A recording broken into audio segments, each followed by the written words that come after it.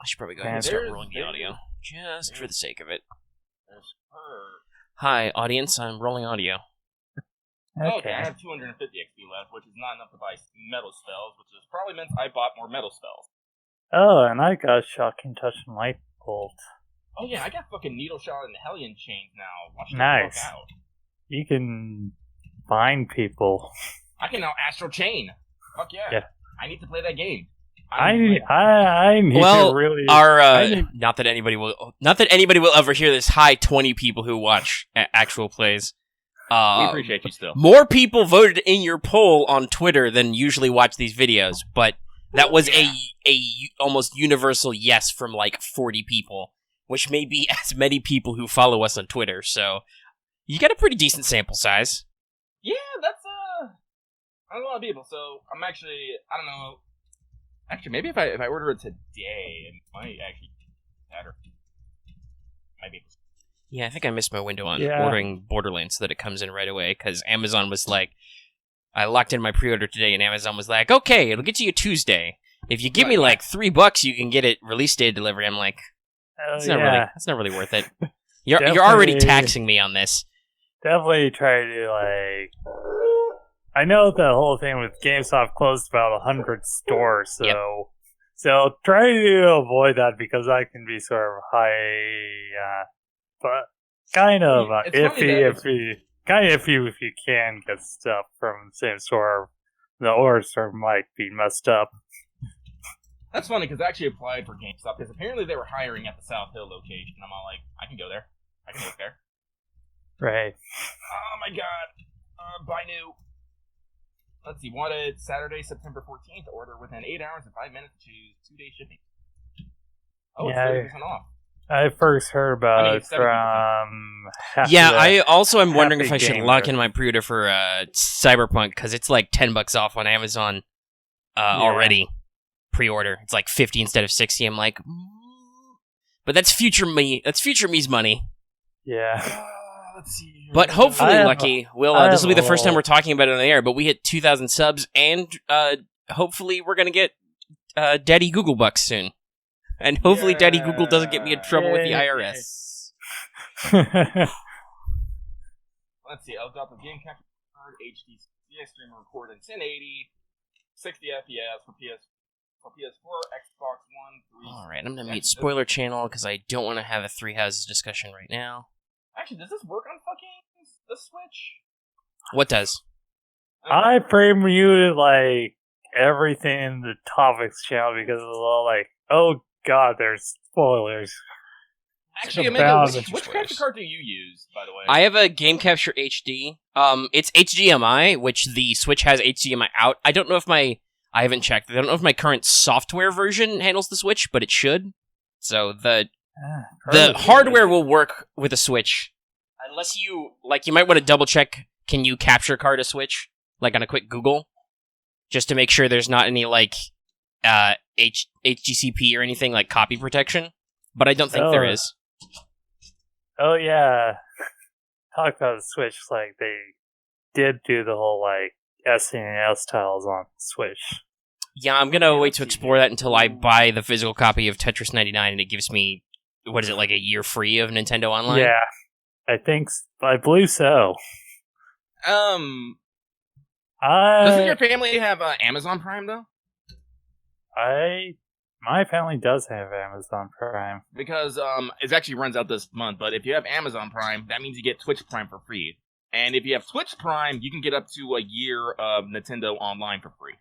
That's interesting. I've been paying just as is for my account. Yeah, but it like ends like this month, so I don't think I care that much to go through that. I'll just get it when I get the thing, and then I'll decide if I want to keep it.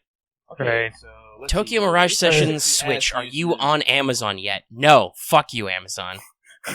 No, wait. Here it is. Finally, for love of God.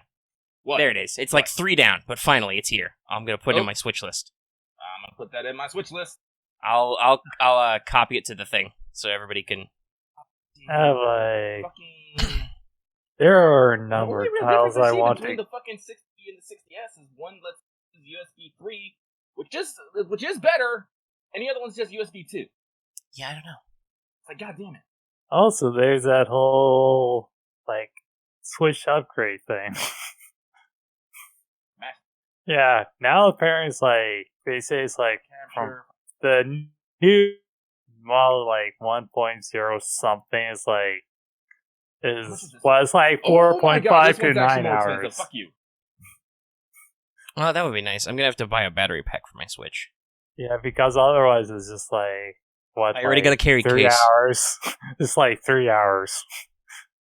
Regularly. I already got a carry Or is case. it Now I just 2? need to get I need to get a battery pack. I need to buy myself just a regular USB-C cable because I only have the wall outlet version, PayPal and I'm transferring funds over. which is kind of a problem for me because like we've talked about this. Part of the reason why it's taken us so long to get to this is because I had a whole week where I was concerned I was going to be obliterated by a giant hurricane. So scheduling during that week wasn't good. Yeah, I was just like, oh, Omega's over there. I was alright, I turned, but that meant I was like checking for my, doling up my solar charger and stuff. And then there was a problem with like, wait, my solar charger doesn't have a plug out, it's USB.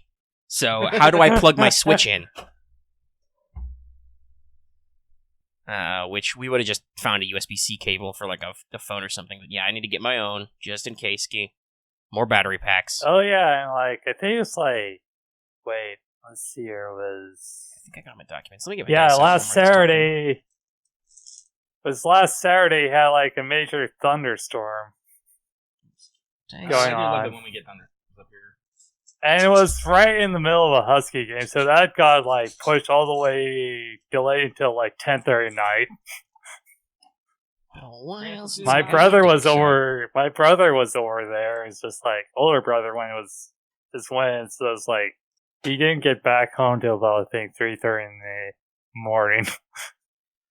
Okay, so while I'm getting my dice out, now that we're like 5 minutes in, I should go ahead and say that, hey, thanks to our patrons who bring you this content, like Aga Comics, Kwa, Jeremy Vasquez, Kylie Denton, Mr. Flores, Sodasun0424, and Video Gamer 75. And if you like what we do and want to see us do more, consider submitting us on Patreon, or just watch this goddamn video. Either way works. Though if you're not hip about watching this video on YouTube, you can give me $1 and get the audio version on Patreon. Alright, so I'm gonna get my dice out. It has been a long fucking time since I got my dice. I will pay the 1% to get the money now. Right now. Okay, yeah, in case you didn't pick up from the pre-discussion, which isn't being edited at all, I like to keep the table talk organic. All I do is cut out awkward pauses. Lucky is doing his buy-in for capture cards and stuff, because we're going through with that. Thanks, audience. I think I said all that on air. Let's see, is that my D10s? No, that's okay. Alright. So, game-wise, I haven't really done a whole lot, I think, since the last time we talked. I've done a little grammatical edits here and there when I've caught something, thanks Google's new grammar feature. I haven't proofread the whole PDFs again. Not that it matters to you, because it's got what you can assume to be post-update pricing after we take our little break, or I take my second to readjust everything. I don't know. I don't even know anymore.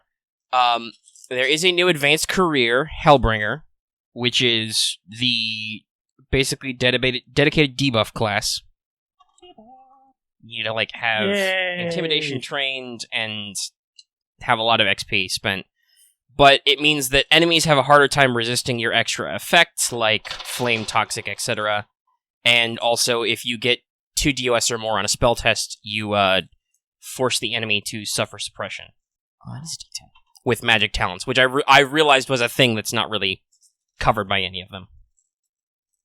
There it is. It's always the last handful of dice. Okay, that's all my percentiles. Is it also on my... Nope, there it is. There's the last Okay, damage yeah, die. everyone's like quick search says, yeah, the one that I want to get anyway works Switch as well. Alright, good. Thumbs up. Thumbs up. Okay. And then just on Marshall stuff, I've lately added a couple entries into some stuff. Just because I felt like it, so I reorged the NPCs list, so now there's a separate category for constructs, which includes all the golems, homunculite stuff. I added a new construct for... Amazon, you might be like a soul-sucking corporate entity, but when you give me free one-day delivery, I can't help but love you a little bit. That's great. That's the good shit. Now you're making me upset that Amazon wouldn't still give me free release date delivery on Borderlands 3. That's the weird thing about the thing about pre-orders is that pre-orders are basically sent in. Like, yeah, I think it's my fault because I waited till literally like today, which is the day before it releases, because I was waiting for our Google money to get sorted out. Yeah, because basically pre-orders work by when you do a pre-order, it basically gives you that tick, and they send out these games like ahead of time. Yeah, they get them early. In case anybody didn't know this about shipping, this doesn't apply just to video games, but also to tabletop games and stuff. It's the distributors get it in the warehouse and do their inventory, and then they start shipping. And if you're pre-ordered, they give you priority shipping. But because I didn't pre-order until today, it means I'm at the back of the queue, so my copy won't be here until next week. But that's okay, because fucking Three Houses. It reminds me of a fucking tweet I saw about, like, just how fucking, like, American one-day shipping is basically, you run out of deodorant, you click one-day fucking shipping, and you just set off a chain of fucking human suffering, like, through an Amazon warehouse, because, shit gets fucking nuts. Yeah, those are scary places, but that's okay. We're gonna replace all of them with robots. 100% drones. And, yeah, don't worry about it, we can swear this much, we're like 10 minutes into this recording. Again, I don't mind, like, the robotic transhuman future, as long as my cost of living doesn't, stay up. Anyway, alright, so I got all my fucking things up. Wolfgang, he is a good spell boy. How many spells am I away from mastering fucking metal? I have a lot of metal spells. Yeah, you do. Okay, let's see, you got those docs open. And also, just in general, I've added some more stuff to the NPC side of the doc. That's what I was saying before. Not that I think you'll run into any of those today. I have no idea what okay. You just have a target that we needed to no, we're going to do the thing. I remember the outline. I know generally what I have planned to wrap this up. Hopefully we can, quote-unquote, season finale this I hope so. in the episode. Yeah. Hopefully we don't dally too long. So I'm going to pause recording and take a quick break, grab a water and stuff, and when we get back, we can get started, because I got all my dice and shit. Alright, well, we're back. So, are we ready to just go ahead and get into it? Do it! Okay, so if I remember correctly from the last one, which I could totally check, but did not, I asked you, hey, you want to buy anything before you do the thing? And you were like, nah, brah. Nah, bro, I'm good. So, now it's time to do the thing. Let's do the thing. Let's see, I don't know. Well, it doesn't matter if you guys need to take any rest, because, hey, guess what? Somebody was like, we're going to do a night mission. Yeah. So, it's really up to you how you want to spend the day beforehand. Are you, like, I don't know, you're mages, but you're still in an army base, so I don't know. You probably can't, like, call off revelry in the morning, but nope. You could probably coordinate it so it's like, alright, after everybody breaks up and takes a morning meal, everybody, take 5, light duty, take a nap. Oh, yeah. Well, I'm going to do what I do before every operation. I'm going to tell everyone to rest up, attend church services, make sure all your affairs are in order, power of attorney, will. Yeah, how long have you guys been down here? It's probably, let's see, I'd have to double check the exact date the war started, but I think you guys have been down here at least 6 months, so, everybody knows the play. I'm gonna make sure that our fucking heavy bomber crews get treatment. For all intents and purposes, they are my people. I mean, we party together. We are not. For me though, paperwork. As always, paperwork. Those tropes you always see. It's like no matter what, like commanding officer's day is like, there's like paperwork. If I'm out in the workshop working, I'm probably skipping out on paperwork, and my XO is getting real mad at me. Yeah. Okay. So. To calculate how long this will take, you've got about a little under 1,300 kilometers to target over land, straight line. What's that? You've already beta tested your, what do we call it, dummy hook system, basically. So let's see. Vehicles. What's your top airspeed on those bombers? Didn't I write those? No, I didn't write. Why didn't I write those stats? Oh. You probably should have. They're in the thing. Just search heavy bomber. But if you want your copy. So let's see. Top speed is normally 160 kph, but let me double check how much exactly, because you gave them the boosted engine. Max speed by 50%. So what's 160 times 1.5? So that means their top airspeed is 240, so 1300 for the sake of simplicity, divided by 240 is 5.4 hours. So let's round that up to about 5.5 hours flight time. That's a lot of flight. I'm also glad that we got the. I guess I'm just gonna call it the life raft system. Yeah. So everybody is either, basically the magic flyer equivalent of buddy tanking, where you're all hooked up, or everybody is taking a shift resting on a bomber. Yeah. You train them for all this, you talk them through all this, we're not gonna make you do any rolls to, make sure this goes off. This was, your whole setup to this mission was, it's gonna be a long flight, everybody, fastest guys lead, we'll rotate you so you can take a shift resting on the thing. There's a lot of the more I think about it, there's probably actually a lot of fucking logistics doing this. Shit me. Well, you are doing a deep penetration strike. Yeah. Flying high above cloud cover. Yeah. Let me see. I gotta figure out what the...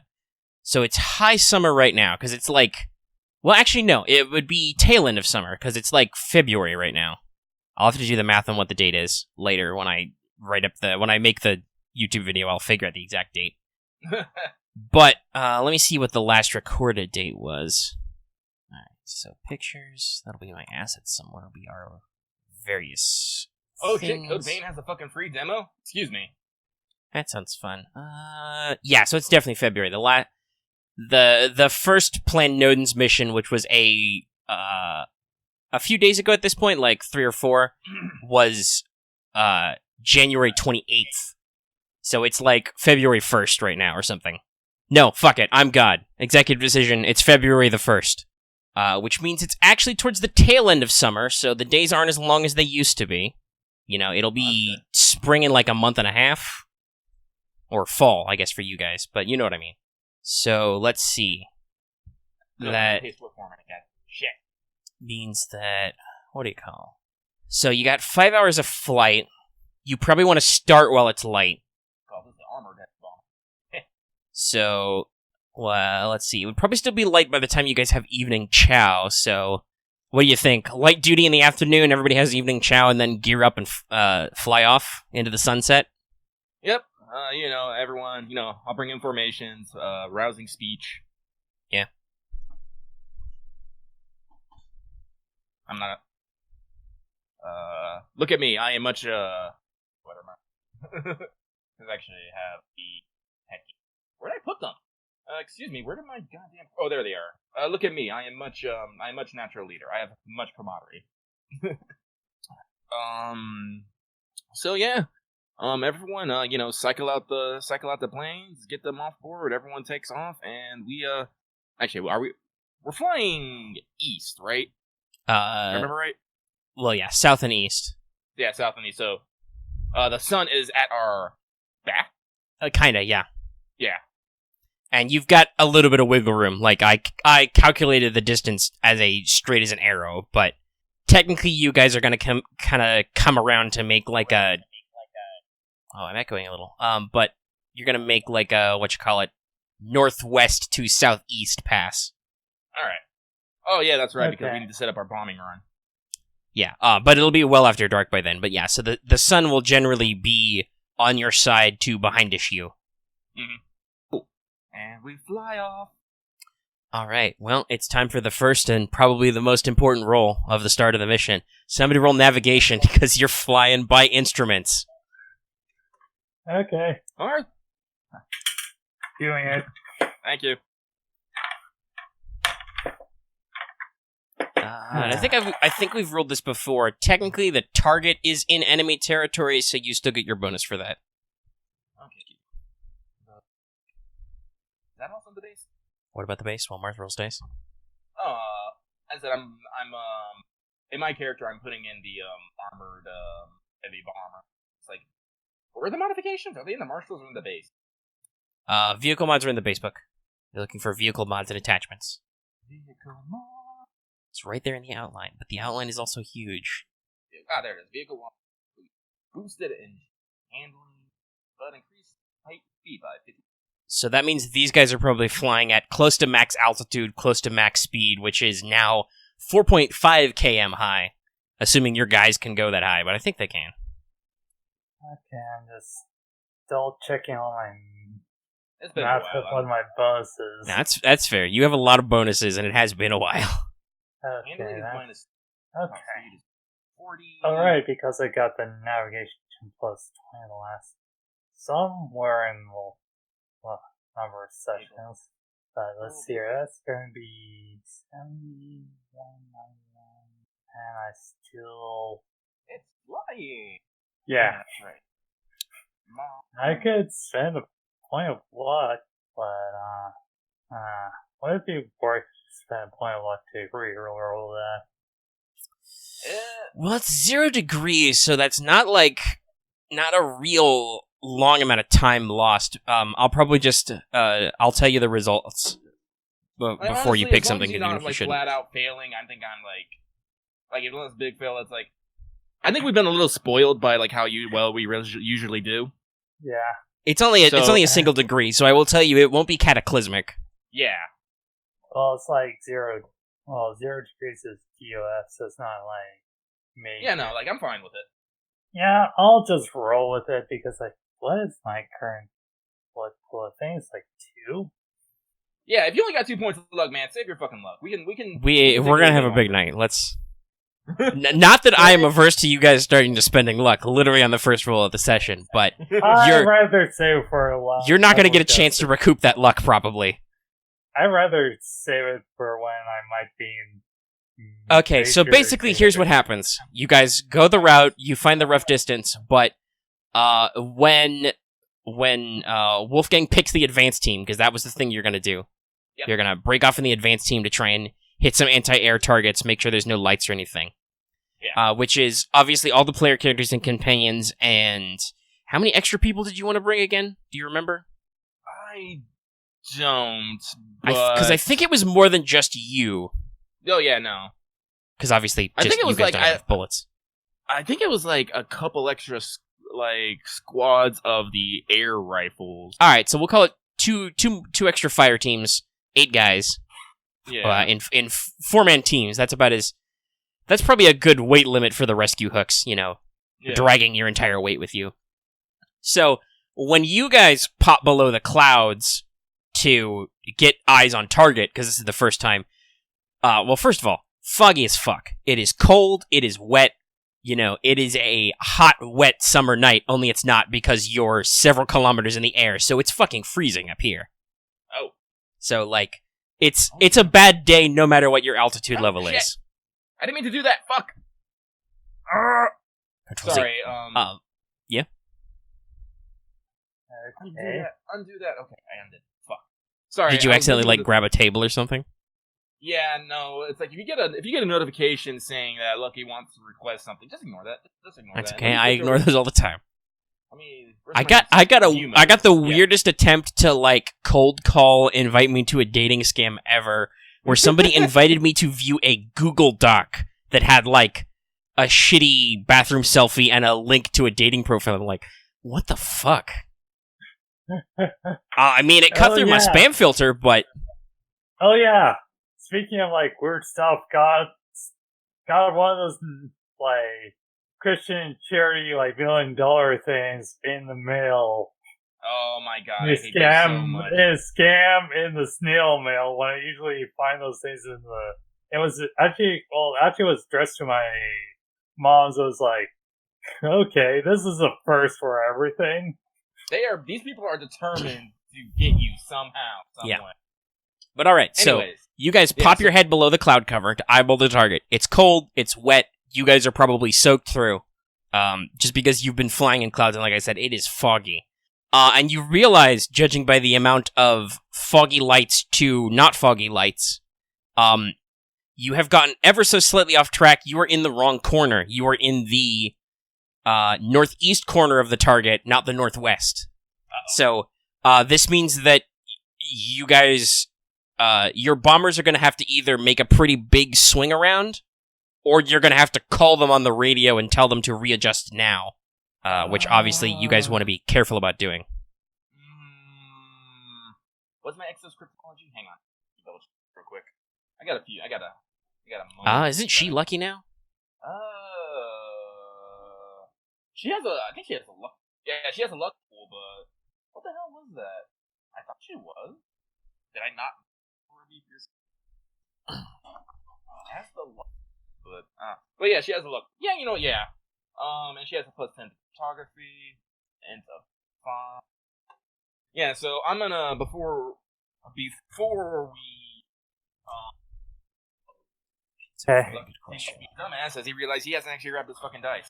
That's okay. I have to double check something for your. Oh, I don't have the advanced guide open. That's why I'm not finding what I'm looking for. So there's some sort of roll going on right now? Yeah, Lucky is planning to roll crypto, because he's going to call back to the squad and say, hey, we're slightly off course, you need to readjust. Yeah, but I don't want enemy comms picking that up, because we are literally right on their fucking doorstep. Yes. Okay, so actually I want to look at one of your unit quirks, because if I remember rightly, you guys picked skilled, so I want to double check what that means as soon as my document loads that far. Google Docs, please. Yeah, it was the experience group quirk. We good at what we do. +10 on experience. +10 all skill rolls in mass combat. Then okay, so you would have all soldiers would have improved 1 skill from trained to +10 already. So she already would have that bonus. All right, I was just double checking. So technically, this will be opposed. I'll roll for them, and we'll see what happens. I will remain poker faced about the results. Okay, so she rolled a 37 out of 35. All right. So that is 0 degrees of failure. Well, like I said, this was opposed, so you don't know how good or bad they did. Yeah. Let me double check. Radio Man just gives her cryptography. Yeah, radio. She does have 5 points of blood, but honestly, I think I'd rather, I'm gonna stick with 0 degrees of failure instead of re-rolling and potentially getting something worse. All right, that's fair. Well, I'll let you know. I want to preserve some of the mystery, but you can tell that nothing went horribly wrong because the city does not immediately light up and air raid sirens don't start going. So you couldn't have fucked up too bad. But out of character, I will let you know I rolled an 83 for them. So the enemy got wow. If 30's like the average, they got 5 degrees of failure there. Is someone sleeping at that radio mast? Yes. Excuse you. So, somebody's taking a nap. It is like the dead of night, so. Though you can tell roughly where the harbor is, because you can hear the foghorn occasionally blaring out of it. Because it is a dark and foggy night. All right, so she unhooks her radio headset. As a soldier, she has a compass and altimeter and all that too. So she's like, "All right, so hey, adjust bearing, blah de blah, decelerate, etc." That means we gotta wait a little bit until they fix their heading. Well, you guys also have to reposition. Yeah. Yep. Let's take it slow and steady. We got time, and as I said, thanks to the life raft system, we shouldn't have burned 2. Let's see. So normally it would be 5, but you're like you said, your life raft system. Well, we'll just say we figured 4-man. So everybody is only down 1 except for one guy who would have had to go up front twice. Yeah. So he's down 2. Okay. And you're only down 2 overall. Yeah, I'll take that up front twice. Yeah, that's fair because you still only would lose you would have lost only 2 charges overall anyway. Yeah. So I'll take that. I'll pull double duty. That's fair. You do have the high efficiency unit. All right, so you reposition. This probably takes you dipping. Let's see. You're not lit up, which is the beautiful thing about mages, air mages. If other than the other than the tiny speck of silvery light from your illuminated, radium, your Ethereum instruments, the equivalent of trying to find a radium illuminated watch. You're dark as fuck. There's no exhaust or anything, and radar is super experimental at this stage, so you guys have way too small a profile for radar. Alright, so you can probably afford at this altitude to clock a decent speed in. Yeah. So well, actually, I'll say it's probably like 10 or 15 minutes to like reposition, get your bearings again. And that's probably mostly just because you don't want to get lost again. Yeah. Because I will warn you, there are very few points of references right now, right? Like, there's this grayish-white blob in the sky that's cloud cover, and there's this grayish-white blob that is fog on the ground. And you see pinpoints of light in the gray blobs, which is how you know that's the ground. And then off to the west, there's a big black blob that you're pretty sure is the ocean. Yeah. Oh, man. Well, shoot, since we're taking a moment, I guess I'll take this moment while we're going around to pull out my field glasses, and I'll see if I can see if I can distinguish anything. Okay.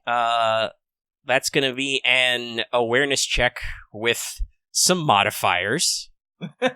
Here's my table for the sample combat modifiers. So it's low light, which is already minus 20, and there's minus 20 for concealment, so that's minus 30 overall. Jesus. Now, you could... I don't know if you could eliminate the low light for yourself, but, like, if you had a flashlight or something, I guess. I mean, I can cast fucking night vision. You could. You got some time. Yeah, I got some time, so I'll just, I'll do some magic, on my eyes real quick here, before that happens. No, I do not magic on my eye. Okay, never mind. Alright, I'll just do this as it fucking is. Field glasses, it's dark, it's cloudy. Guess what? I don't see shit. I rolled a 51 on dice.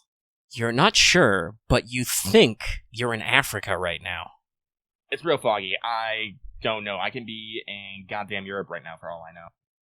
Your adjutant actually grabs you by the foot and vertically spins you along like the x-axis, like, sir, you're upside down. You're like, oh, shit, I am. Like, it is dark as dicks, and you are actually having a problem telling which way is up some of the time.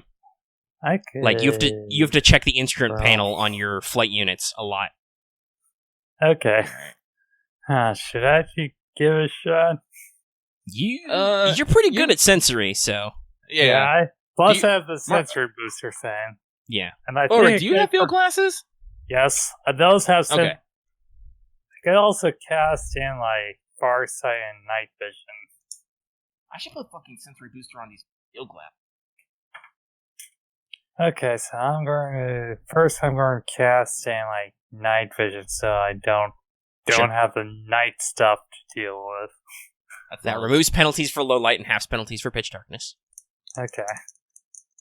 Okay, so let's see here. Night Vision, which is I do have those things. You could try an Ether Sense, Chief, but you'd have to either get pretty close to the ground or roll pretty big ball numbers.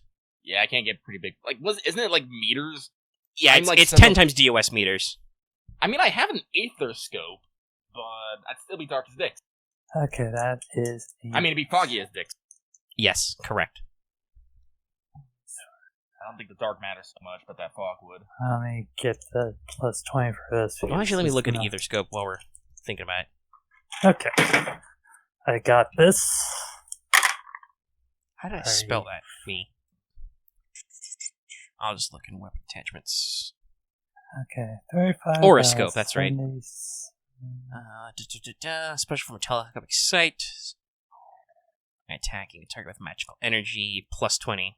Okay, so it only cancels out, it would actually cancel out the concealment, not the low light. Oh. Okay. But only for magic things. Okay, now let's see here. Right, well. Right, that gives you 4 minutes of night vision. Right, let's see here.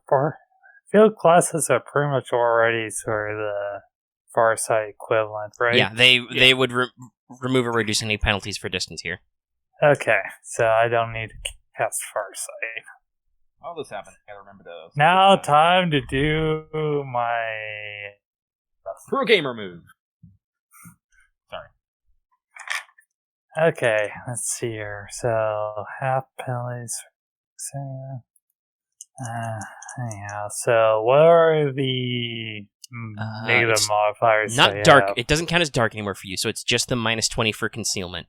So -20, so my sensory booster removes that, eats that, so I'm just rolling whatever my awareness is plus 10. Yeah, whatever your freakishly high awareness is. Okay, my freakishly high awareness is 41 regularly, but roll. Flare! Adrenaline shot. Drive! Hold on to those flares. You might need those. Yeah. As I said, like, this was the thing, like, you keep mentioning, like, do I want to buy things? Like, yes, I want more stuff, but I'm trying to also avoid gear bloat. Alright, so 3 degrees awareness. As we've established, the captain sees nothing. It's, you're like Han Solo in the beginning of Return of the Jedi. The great dark blur has been replaced by a great bright blur. Meanwhile, Eyes McGee over here, looking through his special glasses with his special eyes, able to actually survey the scene. So you can actually pick out landmarks. You can tell, like, okay, so I can roughly see the coastline over there's the fort we want to hit, and then that must be the coastline that follows the Navy Yard and the port. So you have a rough grasp of your bearings visually, which is good. You can make out some points which are elevated slightly off the ground, which you're like, those are definitely searchlights. They can't see shit in this weather, but those are definitely searchlights.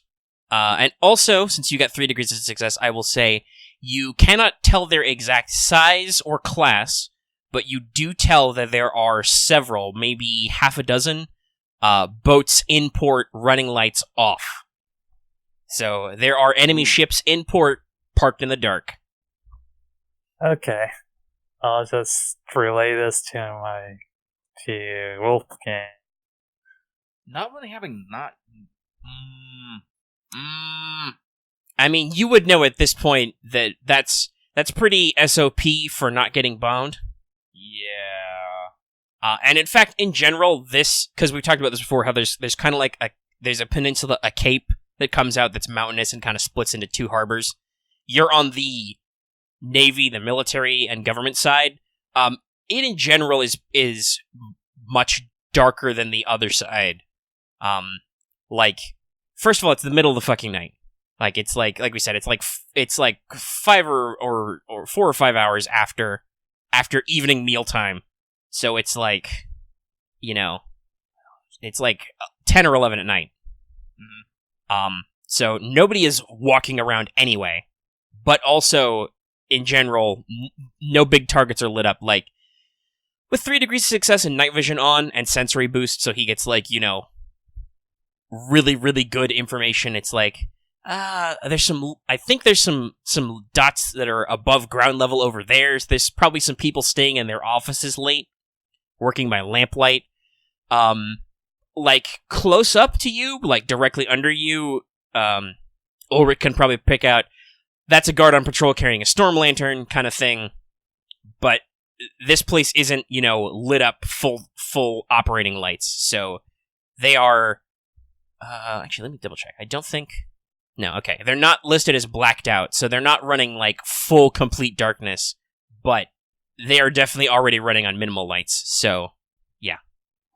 On the other hand, it does mean that those ships aren't running searchlights looking for you. Okay. Well, I'm sorry, I'm paranoid, so I think it's either it's a trap, or they're just a little unprepared. Like, I don't know which one I want to lean towards. Well, you are the advanced team. Yeah. What was our 3 targets? Our 3 targets was... Alright, so the primary order of operations is you guys are going to hit the fort. That's mostly you guys, because you want to disable any air defenses they have there, which they do. Yeah. Past the fort is the warehouses, which is full of storage of valuable enemy supplies. Past that, which you guys have kind of talked about, is not necessarily your priority target. That's the main base offices and stuff. You don't really care as much about that. And then behind that is the runway. Yeah. And even with your like failure level, you guys can tell where the runway is again, because also that's like that is a big dark space, except for hey, there's a whole bunch of little tiny running lights around it, so you could see it. So you're like, what's this big square of darkness outlined by light? Oh, that's probably the runway. Yeah, but now there's like 6 ships. Which I would say this is a pretty big naval port. That's probably not necessarily a significant chunk of their dock space. Yeah. But still, that is still 6 boats. And as we established previously, you told subs and stuff to hang back. Yeah, you can try and reach them on the radio if you want, but they are in a holding pattern outside of the main area of operations. Yeah. I mean, if you want to get really devious, if you don't mind a suggestion, because you're very military-minded, you could tell the sub to start raising hell out there and see if you can get any of these boats in port to leave port. Yeah, but underway preparations take a little bit. Yeah. So, and that's the important thing about their being blacked out. That means that like they're not ready to steam out of here. No, that means they'd have to put out a call. They'd have to, muster. Speaking as a Navy man, leaving a fucking port is a fucking ceremony onto itself. So yeah, we'd be here minimum like we'd have to maintain flight for at least another couple hours. Yeah, I don't know if you guys want to do circling. No. Like, you may just have the charge for it. We haven't really discussed the fuel time of bombers. Yeah, no. Yeah. I don't want to worry too much about that, so we're gonna scrap that. But yeah, might. When the bombers get here, I might have to delegate some scouts to. I think that's what I'll do. I'll delegate some scouts to keeping the boats suppressed. It's like we can't do anything about their main guns, but if they try to get searchlights up or get guys on their on any mounted machine guns or anything, we can try and sure. That's fair. Suppress. You can do what you did at the last mission. Yeah. Where you got into a duel with the lone anti-air gunner. Fuck you. But most importantly, Marth, do you spot the main comms antenna? Let's see. Actually, this is a historical question. I don't know. I don't know if it would be lit, like for planes. Let me see here. I mean, let's see. He's got night vision, he's got sensory boost, and he rolled several degrees, so you can probably see, oh, hey, here's a bloody great shadow rising out of the ground. So, like I said, I don't know if that's lit up specifically, but yes, with those degrees of success, he can see it with his test. All right, well, that's going to be our first order of business. All right. Because, as I said, this is a primary military installation. Therefore, I see that there is no need for us to announce our attack. Nope, this is a legitimate wartime target. Yes. So, and our first order of business will be to, of course, cripple their communications. Right. Once that's done, we will disperse and start taking out the running lights and taking out searchlights and AA targets. All right. Okay. No need to roll to get over there. It's because, you're not doing any stressful maneuvers. You are there at the radio tower. And all right. radio tower. So I'm going to cast Explosive Rounds on Scouting Rifle. Yep. All right. Same here. On your my automatic rifle death. Very okay. What?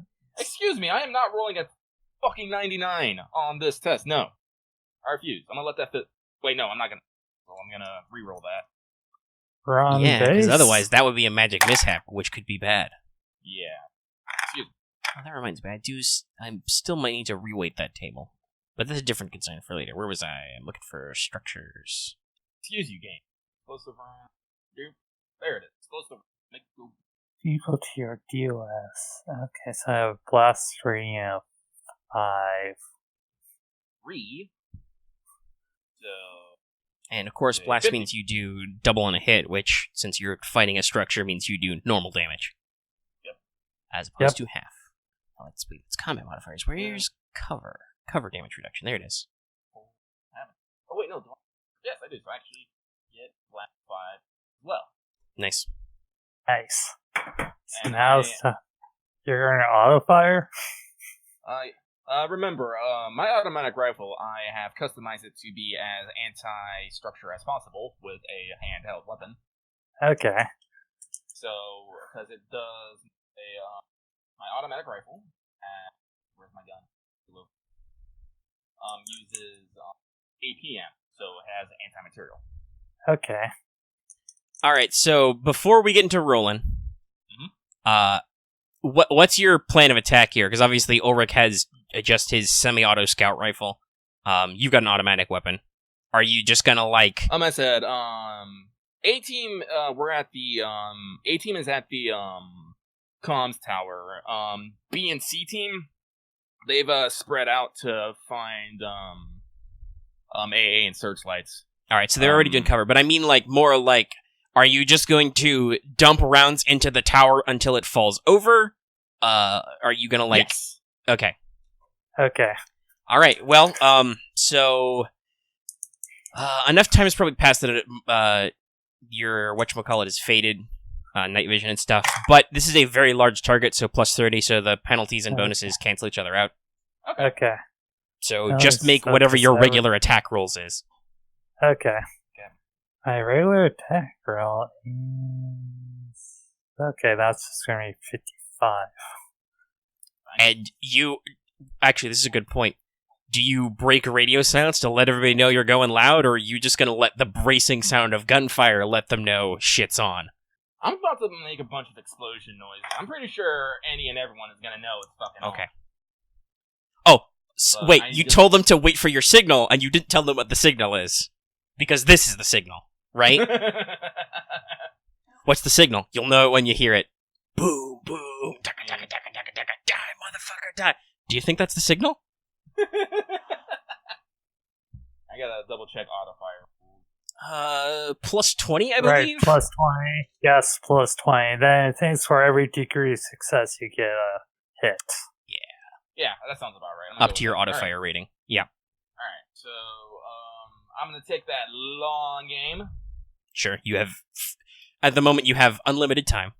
Unlimited time. So that's... Marth, go ahead and roll a second shot. Just for the... Because you'll get two Second attacks shot? in the same amount of time Lucky Rambo's his. Okay. 20, 20, 40... The old, can you hit the broadside of a barn? Yeah! Alright, well, Lucky's doing his math, Marth. Go ahead and roll damage twice. Yes, it's plus 20.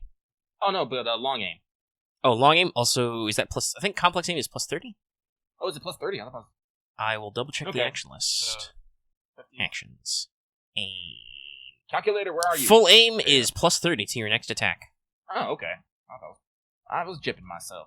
1, 6, 55, so that's 5 degrees of success. I think I only have auto fire 4, though. Alright, so that's 4 hits. You dump 4 shots. Okay.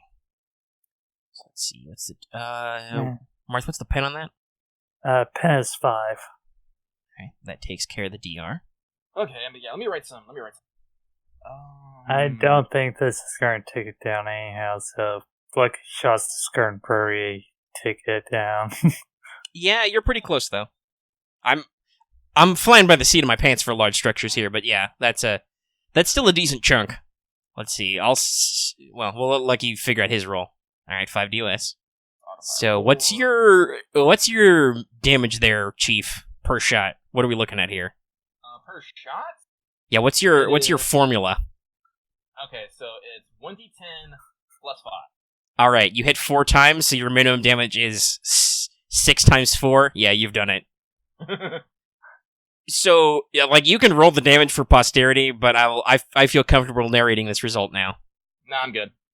So, basically, here's what happens. Ulrich, being the staunch professional that he is, just takes 2 quick pop, hits 2 of the support pillars in opposite corners down at the ground level. They explode. They're just, mostly shrapnel. The thing starts to wobble in the gentle breeze. Before anybody can have any reaction to 2 gunshots and 2 explosions, Wolfgang just slaps his fire selector onto auto and just just shoots, up the core beam. You hit multiple points down at the groundish level. Something important snaps. The thing can't hold its own weight, and it just falls over, basically straight down into a pile of debris. Approximately, I'm going to say 0.5 seconds after that, lights up everywhere. Not that the lights go very far because of the fog. And then just air raid sirens start going.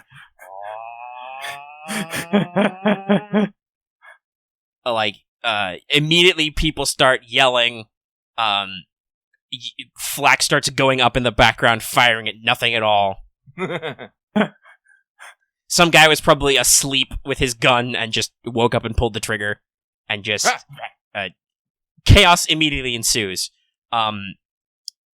Over the din of battle, you can probably very quietly hear through your radio signal your guys coming back and like engaging targets, and you see some flashes of light in the sky as your guys start popping off anybody dumb enough to shoot back, basically. Mm-hmm.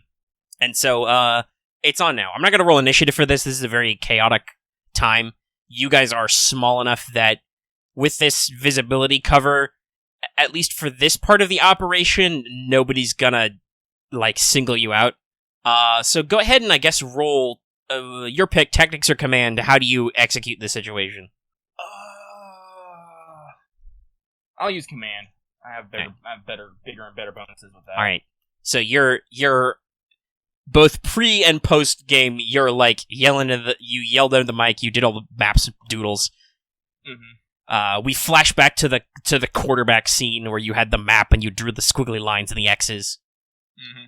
So roll that command. Let's see how well they took to your clear eyes, full hearts, can't lose talk. Let's see. So it's a 42 on dice, but I have bonuses. Yeah. So because I am the motherfucking officer and I have a shiny medal, that's ready plus 40. Plus in command, so that's another 10 plus 50. I yell at people food. So yeah, I'll take that. So that boosts me up to 9. Oh wait, no. Hacking command leadership? Yeah. Okay, leadership. Well, that's 41. Boosts up to 90. So that's 42, 91. That is. Hello, calculator. Math. Is 49, which is 4 degrees. All right. So for the sake of abstraction, everybody drop a mag of ammo. Righto. You use up a mag worth of shots. Okay. I suppose theoretically I should probably try and make this opposed. How they doing? Oh, that's a 96. That's no good at all. I won't even. I was thinking about making you roll a pilot check to dodge. No. At least the first phase of the plan is going off without a hitch. The enemy has no idea where you are, what's going on, who's up there. Your guys are basically just engaging with rifle shots. And some of your guys might have heavier duty rifles or even light machine guns, but small controlled bursts of fire. It's oh, there's a muzzle flash there, drop that guy. Oh, there's a searchlight there, smash it. We don't even care who's using it, just get rid of the light. And how much lead up time did you want to give you guys before the main force arrived? All right. But, I want to say about 5 to 15 minutes. Okay. I said I didn't want us to. I didn't want to. So it's too much time probably to get because of set the up. repositioning and stuff. It's probably closer to 20 minutes. But oh geez. You guys get the call basically. All right, we're on course. Bombers coming in. We're ready. And scouts are running ahead to mark targets. Et cetera, et cetera. So some things that happen in those 20-ish minutes. Most every anti-air emplacement that fires gets a shot. You don't know if just the crewmen are dead, or in some cases, you guys at least personally are hucking explosive rounds. Those weapon emplacements are probably gone. So those weapons aren't going to be served. The fog doesn't lift or anything, and it's like shooting fish in a barrel. You'd feel slightly bad if it weren't for the fact that if they could see you, they'd be trying very, very hard to shoot you right now. Eyes on the ships. Like, are they like starting running up their lights and stuff? Yes. So that starts. The air raid siren starts immediately. They get running lights up. If you guys probably can't hear shit over all the noise, but if you could, you might hear like the mechanical noises of like the turrets whirring, but none of them fire or otherwise get under steam in that 20-minute period. You're pretty sure everybody on those boats is awake and hopefully at their post, but they haven't really reacted or anything, as far as you can tell. If you want to get precise information, somebody's going to have to go down into the fog and like listen with their ear trumpet to what's going on in there. Nah, I'm good. There's a lot of yelling and shouting up from the fog, and like I said, nobody on the ground has any clue what's actually happening yet. They know that you blew up the radio mast, and they know that any searchlights or any gunners who are firing are getting hit. I will say, since they botched their counter roll, basically, at no point in this 20 minutes do they get smart and stop firing wildly into the air. So somebody with a lot of egg salad on his uniform, who is very angry about being woken up in the middle of the night, is probably yelling at them to keep firing. Or alternatively, because comms are down and radios aren't that common, nobody has any fucking idea what's going on, so they're just shooting because they think they're gonna fucking die. Oh man, The panic plan has gone in full effect, and your bombers are here. Oh my. So, with this stage, how do you want the bombers to go about this? Like, do you want to split anybody off to like work on those ships? Are they just gonna go in a line and drop bombs? Also, this is a good point to reestablish, because I don't know if we did, and it's been too long anyway, what your mage's bomb, rules of engagement are, because everybody's carrying bomb racks. Yeah, we're firing for effect mostly, because as I said, this is a target-rich environment, and we don't have to worry about civilians. But at this point, I think I might want to, the thing about the heavy bombers is because they're handling it, like, their handling is down to -20. They can't turn for shit. No, it's at -30, because both the boosted engines and the armor. That's right. So yeah, you're at the lowest possible handling. These, like we said, these things can't steer for dicks. Yeah, so I don't know, because I do want to kind of change our approach, because if there's 6 ships just kind of huddled together there, I kind of want to hit them, but I don't want to hit them with handheld bombs. I actually want to use good bombs on them. Yeah, iron bombs are pretty big. Yeah. They got 3. They're just starting their run now. If you get on the horn, you could tell one of them. You've got Ada, Bertha, and Clara. You could tell one of them to break off and do a slightly different arc and hit the ships. Yeah, I'm gonna have to do that. I'm gonna tell. I know they're gonna swear at me, but yeah, I'm gonna get on the horn and tell whichever one's the furthest back. All right, that's Clara. Clara. Kill speed and try to adjust trajectory enough to line up. Okay, what's the generic stats on a pilot like? Soldiers, officer, scouts, army driver. We'll call him an ace pilot. These guys are good, sure. So he's got pilot +10. He's got an agility 40. I'll ask you guys. Do you think this is a dangerous maneuver or a flashy stunt? You did tell him to brake harshly. Yeah. Well, like, honestly, though, that's the only way they're going to be able to actually, be able to make the turn. Is if all right, so he gets a +20 to this because he's a hotshot pilot. Yeah.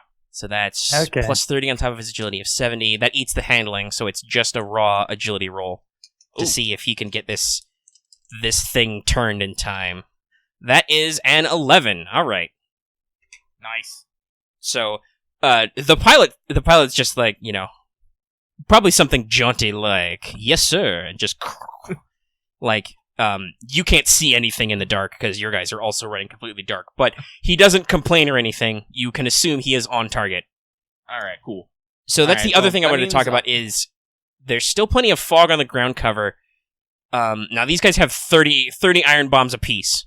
So, how do you want them to break up their bombing run? And you would have established all this before time. And do you want to do anything to try and mark targets? Like, do you want your mages to try and fly lower to the ground ahead of them and hit them with their bomb racks first? and then like have the big bombers dial in? Do you want guys to like throw flares? How do you want to like pick out your targets? Or do you want the bombers to just eat the minus 30 or whatever for accurate fire? Yeah, let's do flares. Flares are something that are easy enough. All right. So let's have someone throw a flare on the fort. Throw a flare on the warehouses, and throw a flare over the ships. I'll do over the ships because I don't know. Those guys have been oddly quiet. I don't know. If they're just gonna wait for. All right, so since you named 3 targets, we'll say that that's what your advanced team does. You're like, all right, advanced team, break off, drop, pop flares. Everybody else, get in position. It's go time. All right. All right. Once again, no roll for maneuvers. There's nothing inherently dangerous about this yet. Well, we are about to pop fucking flares.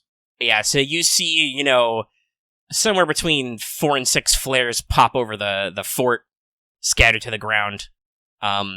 Some people probably try and shoot back at them, but they are quickly suppressed and silenced because those guys already moved. Same with the warehouse district. Those guys probably take a little bit longer to scatter their flares like in a broad loop. Mm-hmm. But mostly the targets are lit, so I'll say that for sure eats the low light penalty and will have the concealment. So they only take minus 20. Well, actually, that's actually probably honestly better for the fucking bombers anyway. And so, how many flares are you popping over the boats, and how are you dropping them? We're dropping 3 flares. All right. And so just kind of spaced in a line across the ships. Okay. And are you doing all the dropping, or is this like, you get a flare, you get a flare? Ulrich, you want to throw a flare? There you go, man. I brought plenty. All right. Okay, so first of all, why don't you guys make me, what's throw again? Is it Warfare Melee plus 20? I think so. Yeah, make throw checks. How good's your pitching arm? Because that's the thing. Throwing grenades is supposed to be pretty easy. So yeah, go ahead and throw those flares. Let's see how accurate you are, and then we'll see what happens in response. Okay, so let's. Fire. This is the most beautiful flare throw in history. You rolled what now? You broke up there, Lucky. What did you roll? I rolled a 6, so this is a beautiful throw. I wish it wasn't a flare, though. Yep. Let's roll melee. Throwing 1, 5. Flare! Alright. So, I'll just say whoever the third flareman is throws it okay. You pop flares, suddenly, this milky white fog is bright red, and just a little spirals away from you as you kind of drop. You don't even hear them hit the top decks of these things, but they do land, and, actually, let me check an example heavy vehicles. How many guns do these things have? A lot. Well, I can't even know what trips these are. Probably more than 0. Not concerned. Yeah, so let's see. AA is different than flak, that's right. Okay, so you see some things with your eyes. What? So the first ship you hit, the first one in the line, it's just kind of off on its own, sitting somewhere, probably on an outer edge. Because I would assume if you're docking ships in a row, you probably kind of huddle them a little defensively, so that lighter escorts are on the outside still. So your first flare hits, the equivalent of like a light cruiser or a destroyer. It has a couple flak turrets that light up, but you're already in motion, and so they've lost you. The second flare hits on a usually flat surface of some sort, and you're like, that's weird. So yeah, actually roll tactics. This is the first time you've seen one of these in person. Righto. Aircraft. This is to identify something, so I think you get a reroll. Need that reroll. Yeah, then it's gonna look. So okay, that's 29. Intelligence. Do not. Excuse me. Math. That is 2 DOS. Okay, you've heard of these. This is very much a hypothetical of warfare until now. This is a aircraft carrier. Oh yeah, we got specifically. It's a seaplane carrier. Because that's most of what carriers in this age are, is because they have to. It's a little tricky getting enough space for current planes to land on a moving surface. They haven't quite nailed that down. So normally, in World War I, carriers were seaplane carriers. They had a crane to recover them. So that's what this is. It's a big flat space with some big honking cranes and a hangar bay on top. And it has 6, not flak, but AA gun turrets. So a whole bunch of explosive AA shells fly up into the sky. I would like you to roll pilot or evasion. Okay. It is time to GTFO. Let's see. I am amazing. I rolled a 1. Nice. That is very nice. But I was rolling Okay. because that's bonus. That's max resistance. My agility. Oh yeah, my agility is fucking low. That's right. Oh my god, I gotta increase that. Okay, plus 10 from that. Okay. Technically, since these are I'll skip it. We're slightly abstracting. Okay, I'm gonna roll. I haven't suited up for combat. Odd. 55. So, max success. S. Omega? Yeah, what's up? Oh, you posted. Okay, sorry. I looked away for a second. I was looking at my document. All right. So everybody passes. So you guys are already in motion by the time the shots go up, and just they pop like fireworks behind you. Shrapnel, flips off into the distance, and you're like, well, great. I'm super glad. Yeah, I'm super glad I said that was our team that went for that. Jesus. And so your third flare, Johnny Third Flare, oh no, clunks down on a very large, very very large hull. You remember this hull? It shot at you before. No. Oh no. Yes, that is the HMS Victory, a dreadnought-type cruiser, which is just chilling in port. Now, luckily, these things are not super air-defended, so it only has a couple of AA guns, which kind of pop off at you. But yeah, boy.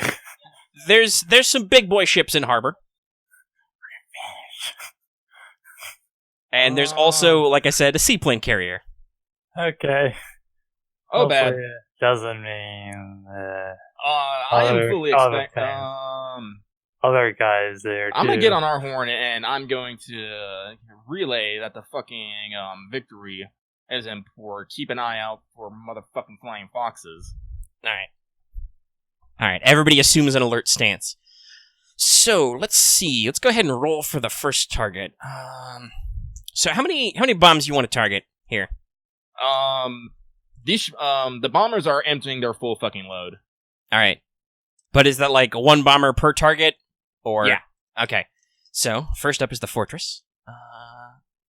Shoot, I moved off where they were. Let me go back because I was looking at boat stats. Boats. I need soldiers because I need to look at pilots warfare arranged. All right, so they got a 30 in this, or 35 to be exact. They have a slight penalty, but also they're area weapons, so let's just roll for overall performance. That is a 62. That would be 3 degrees of failure. So first round, the Fortress, your bombs are not super great on target. Let's roll for your mages as a backup. Your guys roll a 19, so that's much better. You probably have some of your heavy-duty bomber mages come in and kind of do a second pass for area effect with their bomb racks. And how thorough do you want them to be? Do you want them to conserve bombs just in case, or is this just like, it's a lot easier to get home if you're lighter? No, we're just unloading. We're getting in and getting out. Okay. So they are much more effective. The first bomber drops its payload, even with the flares and like the fort area, it's still a big zone, so the shots kind of land in a cluster, and you think some of them kind of like bounce off the terrain because, like I said, it's on a mountain ridge basically, or a hill ridge. Now they didn't critical failure or anything, so nothing like accidentally flops over into the civilian port. But the Fortress, which technically wasn't your most important target, but it's looks like mostly cosmetic damage at first, but it looks like your mages took out any actual gun emplacements, which is good. So The fortifications are mostly intact. Any trees or flowers or small animals that were in that fort are probably dead. But the walls are still, it's not like flattened like you were hoping for. So, it is about this time. Actually, where are you? What are you doing while your guys are doing this bombing run? What's your plan of attack? Like, because you guys also still have full bomb racks if you carried them. Yeah, we do have the bomb racks. I think Lucky has different bombs than I do. I just have the regular ones. Oh yeah. You went for incendiary, I think, Wolfgang. Lucky? Oh, he muted. He must have come. My bad. I forgot to unmute myself. There you go. So, yeah, I said I was gonna go with the incendiary. Yep.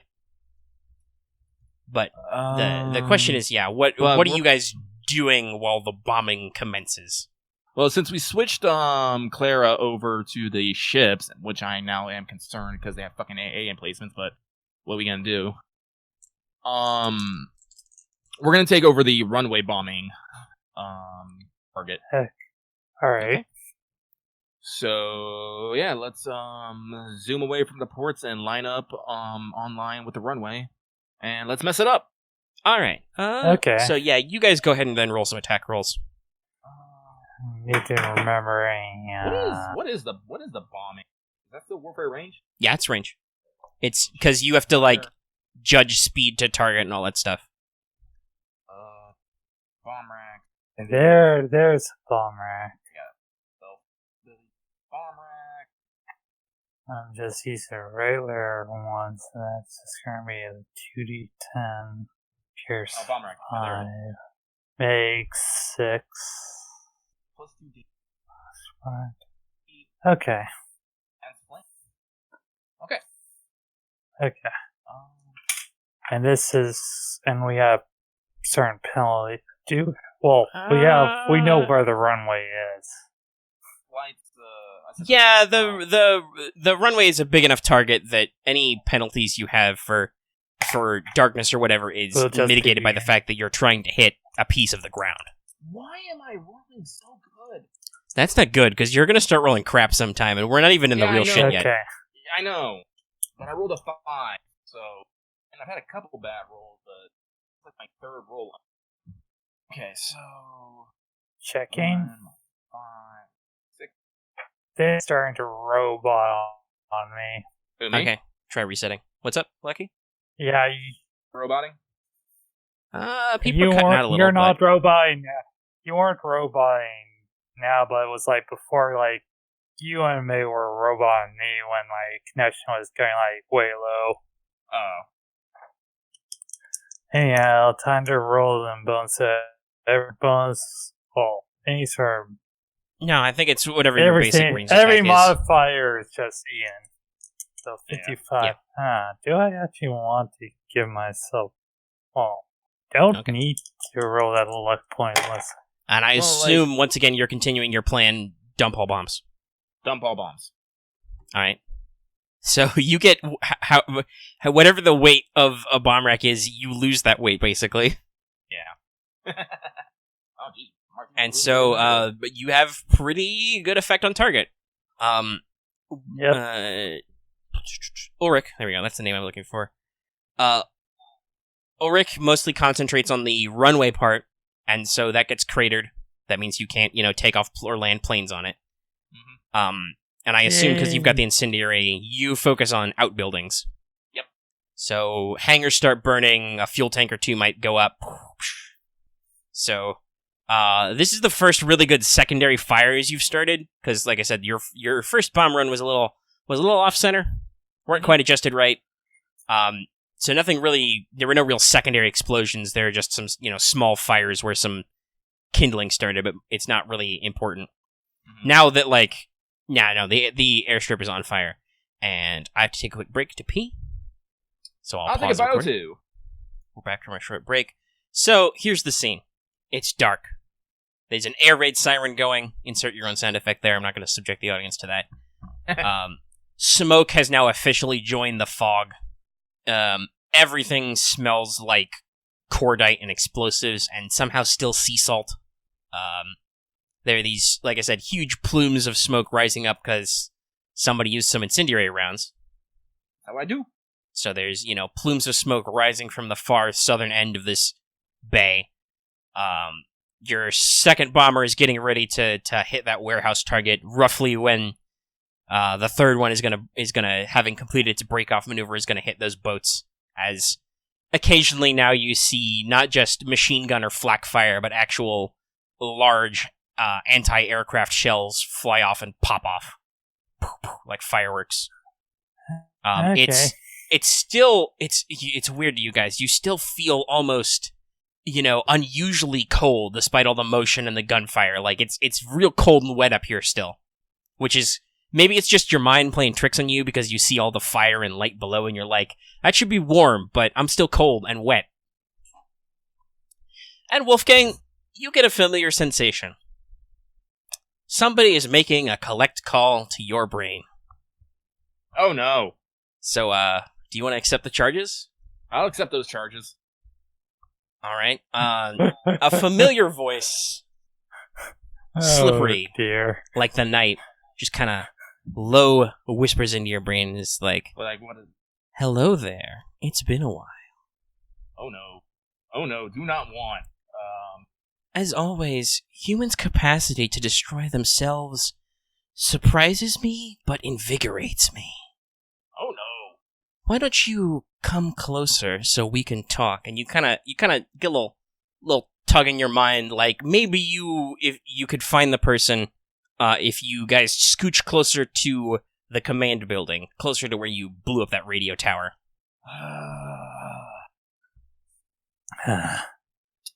I'm not gonna say anything, but I'll start my descent.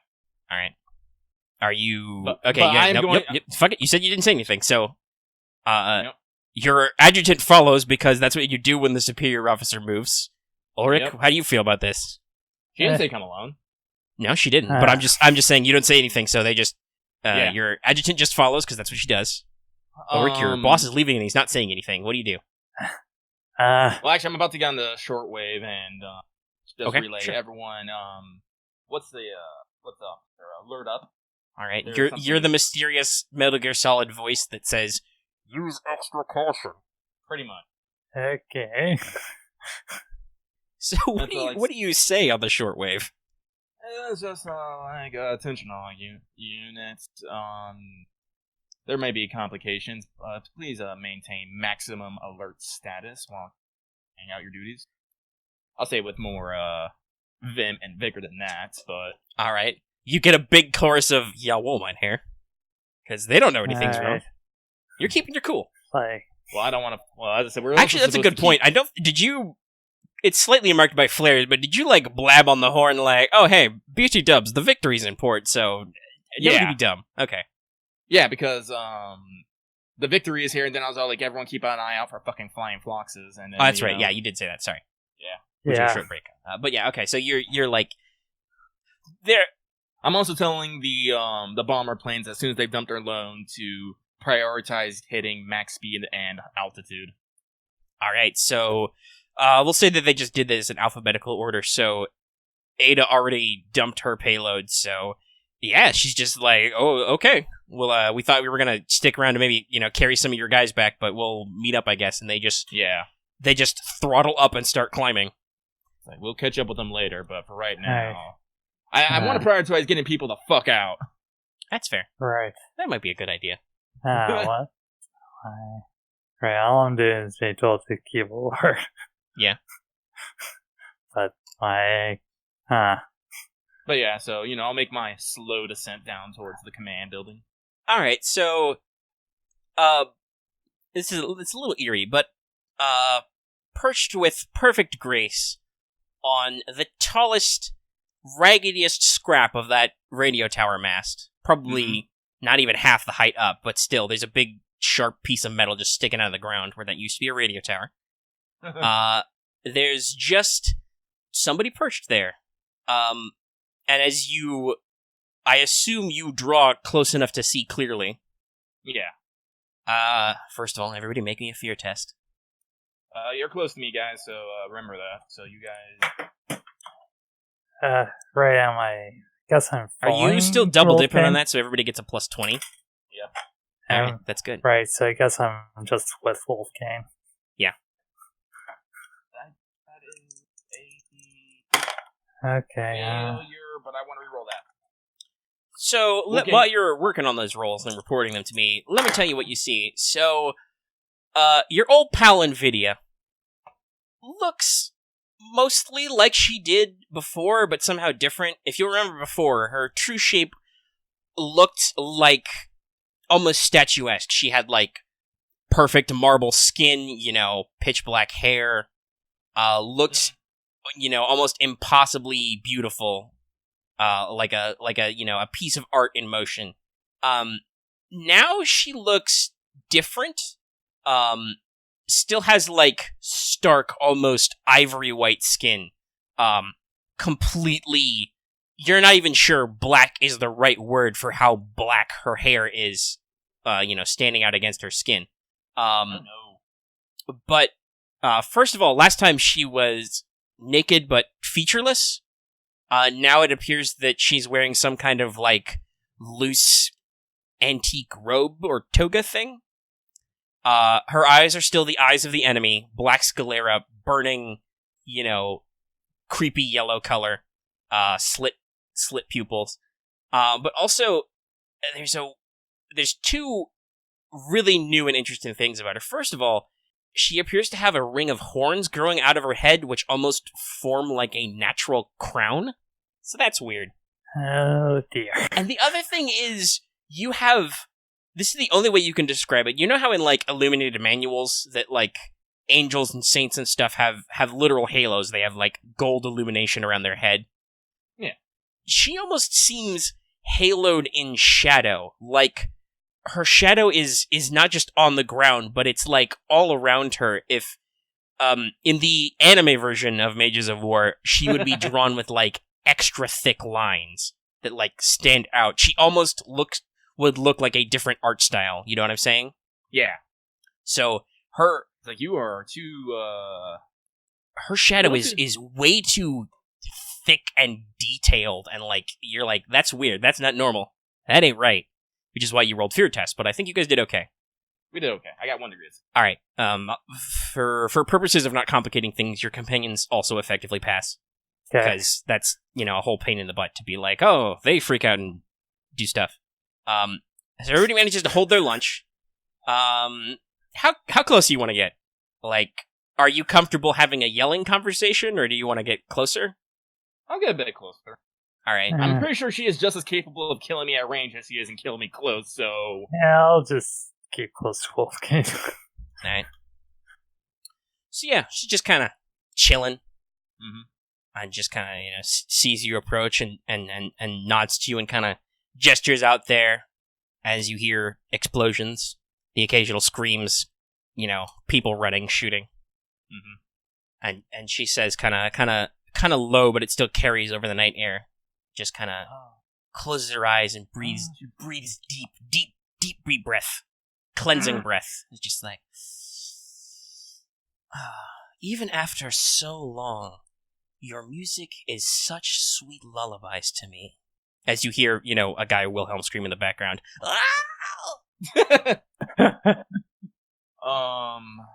I will... Let's see, I did do, like, research on demons. Yes. So, okay, so...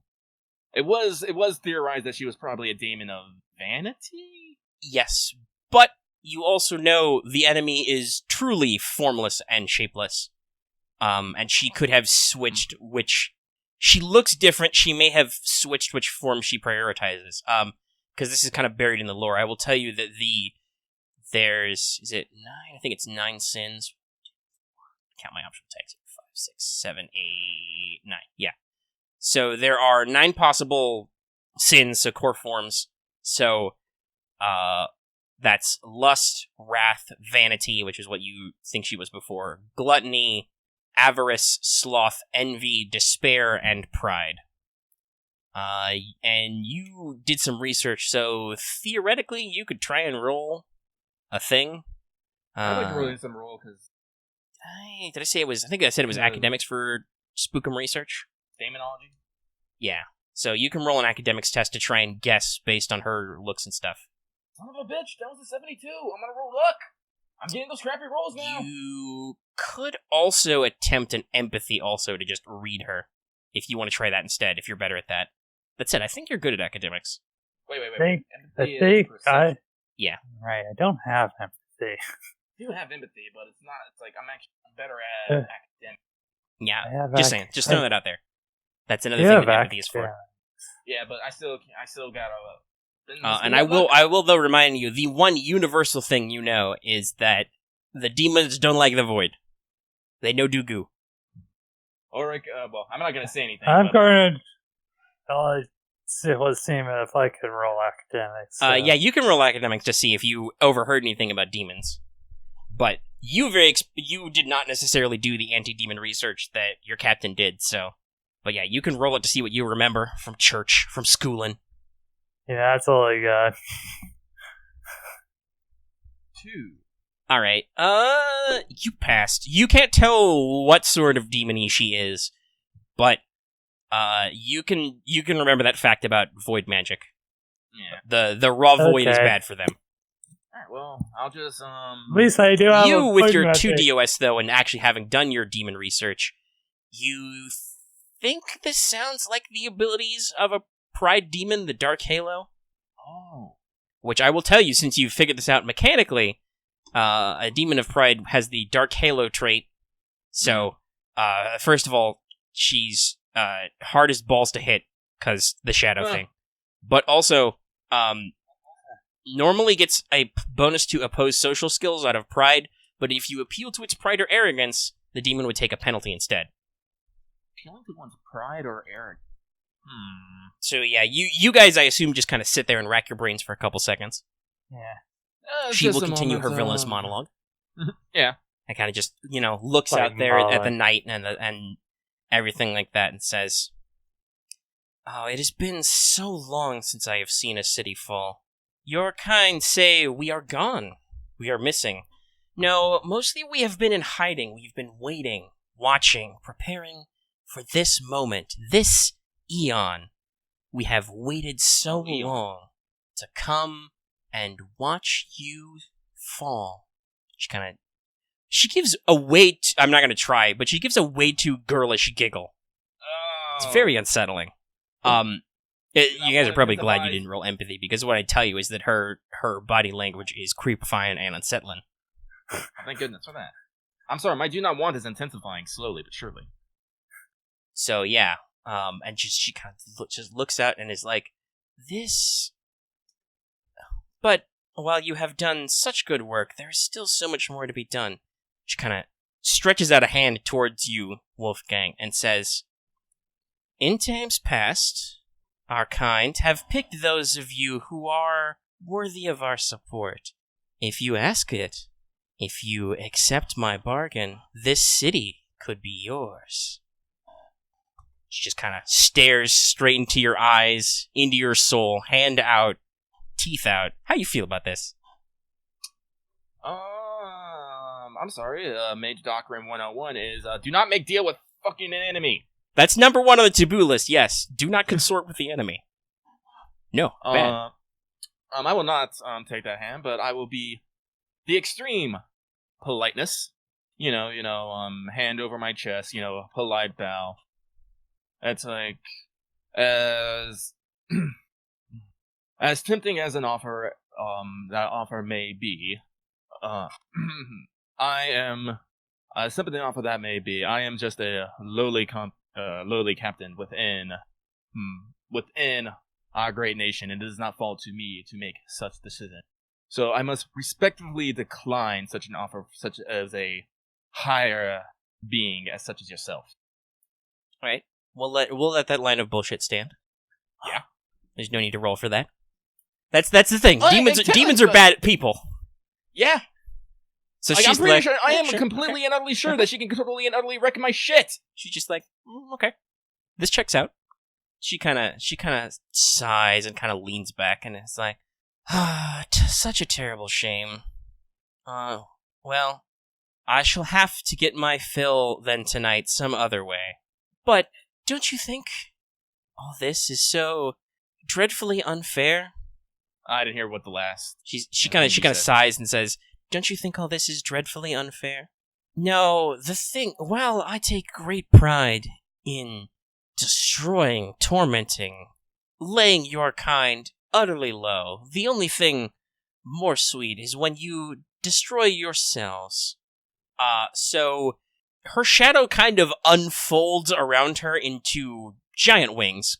Oh my. They are quite big, by the way. This is actually a mechanical thing. A demon can sprout wings for free, but then they count as a large creature. And she just gives a big old flap, and just the fog peels back like a cheap bubblegum wrapper. And just out from this point, and just rolls away into the night. And suddenly it's a lot brighter than it was, and there are lights looking up, and everybody's wondering what the fuck is going on. Your radio bursts into cries of alarm, like they're pretty disciplined, so it's not like, oh my god, we're gonna die, but it's like, Captain, the cloud cover's going away, what do we do? And Nvidia's just kind of like, self. The destruction, it's so sweet. But she kind of taps her hands and says, I think, though, yes, even though you refuse me, there's so much more to be done. I think that I shall have to keep going. Let's see, can we spread the destruction a little further? The air gets kind of sticking and cloyy. You're kind of like, this is a little weird. And then she reaches out a finger and points it not at you, not at the air, but at the ground. And from it, you've actually seen this effect before. A ray of searing light. Actually, I have a really good analogy for what this looks like, because I know you guys have played this game. It looks like Guardian beams from Breath of the Wild. Oh no! And it just shoots out at the ground somewhere into the port and just stitches a line. Just and it's that effect where it kind of like sears across the ground, and then half a second later, bright flash, explosion flies up. She points with her other hand out to sea. What did you yell, Lucky? I said, "Oh God!" She points out to sea with a flick of her finger. A beam shoots out. It doesn't hit the Victory or the seaplane carrier. That would be too nice to you. But yeah, you know that there's a couple of destroyers that are her escorts. That beam just paints across them. They crack. They explode like superheated eggs, and just boom, boom. Two mushroom clouds. Flaming bits of boat rain down. Steam shoots up. The people on your radio are now starting to sound very panicked. They're like, Captain, what the fuck? Oh, and God. Just, you hear people screaming and dying. There are huge fires starting. And she's just laughing it up the whole time, yucking it up. Oh, God. Has planes B and C already dropped their fucking loads? No, they were about to. So you can say that while you were gently moving out of this talk, B can definitely drop its payload. Let's go ahead and roll for them. Let's see how they're doing. 21. They're on target. So, yeah, just... while in the lead up to this happening, they have been flattening the warehouses. Okay. So they've dumped their payload, and basically they're about to, throttle up and ascend just as the light show starts. C has still not, because they were the last and they had to slow down to change position. They are still not on target. So they are now approaching a giant cloud of steam and smoke rising up from the bay. So while you're thinking about what you want to do, there is, after this brief outburst of supernatural violence, there is an almost instantaneous change to the air. Like I said, before it was kind of sticky, it was kind of cold. Now you're starting to feel warm.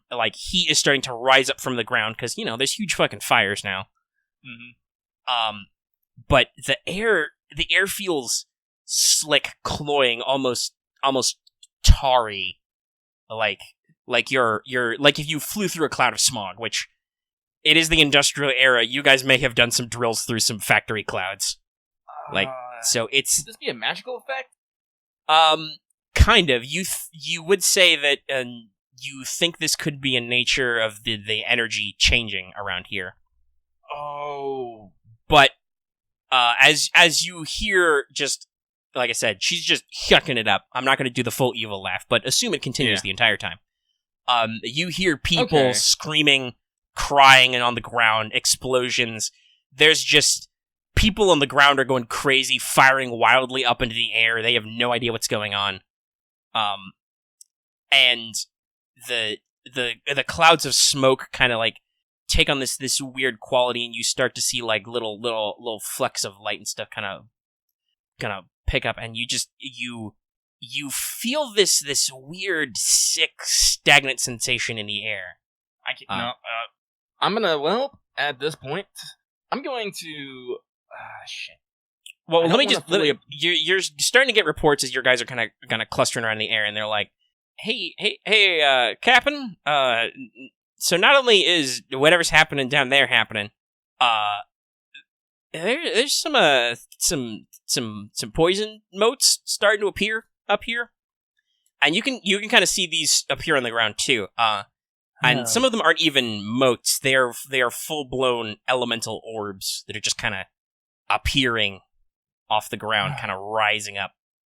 And I think the best way to describe a poison elemental to you is, once again, using Breath of the Wild as an example. You know how Ganon's Malice looks, that kind of like purplish black tarry stuff?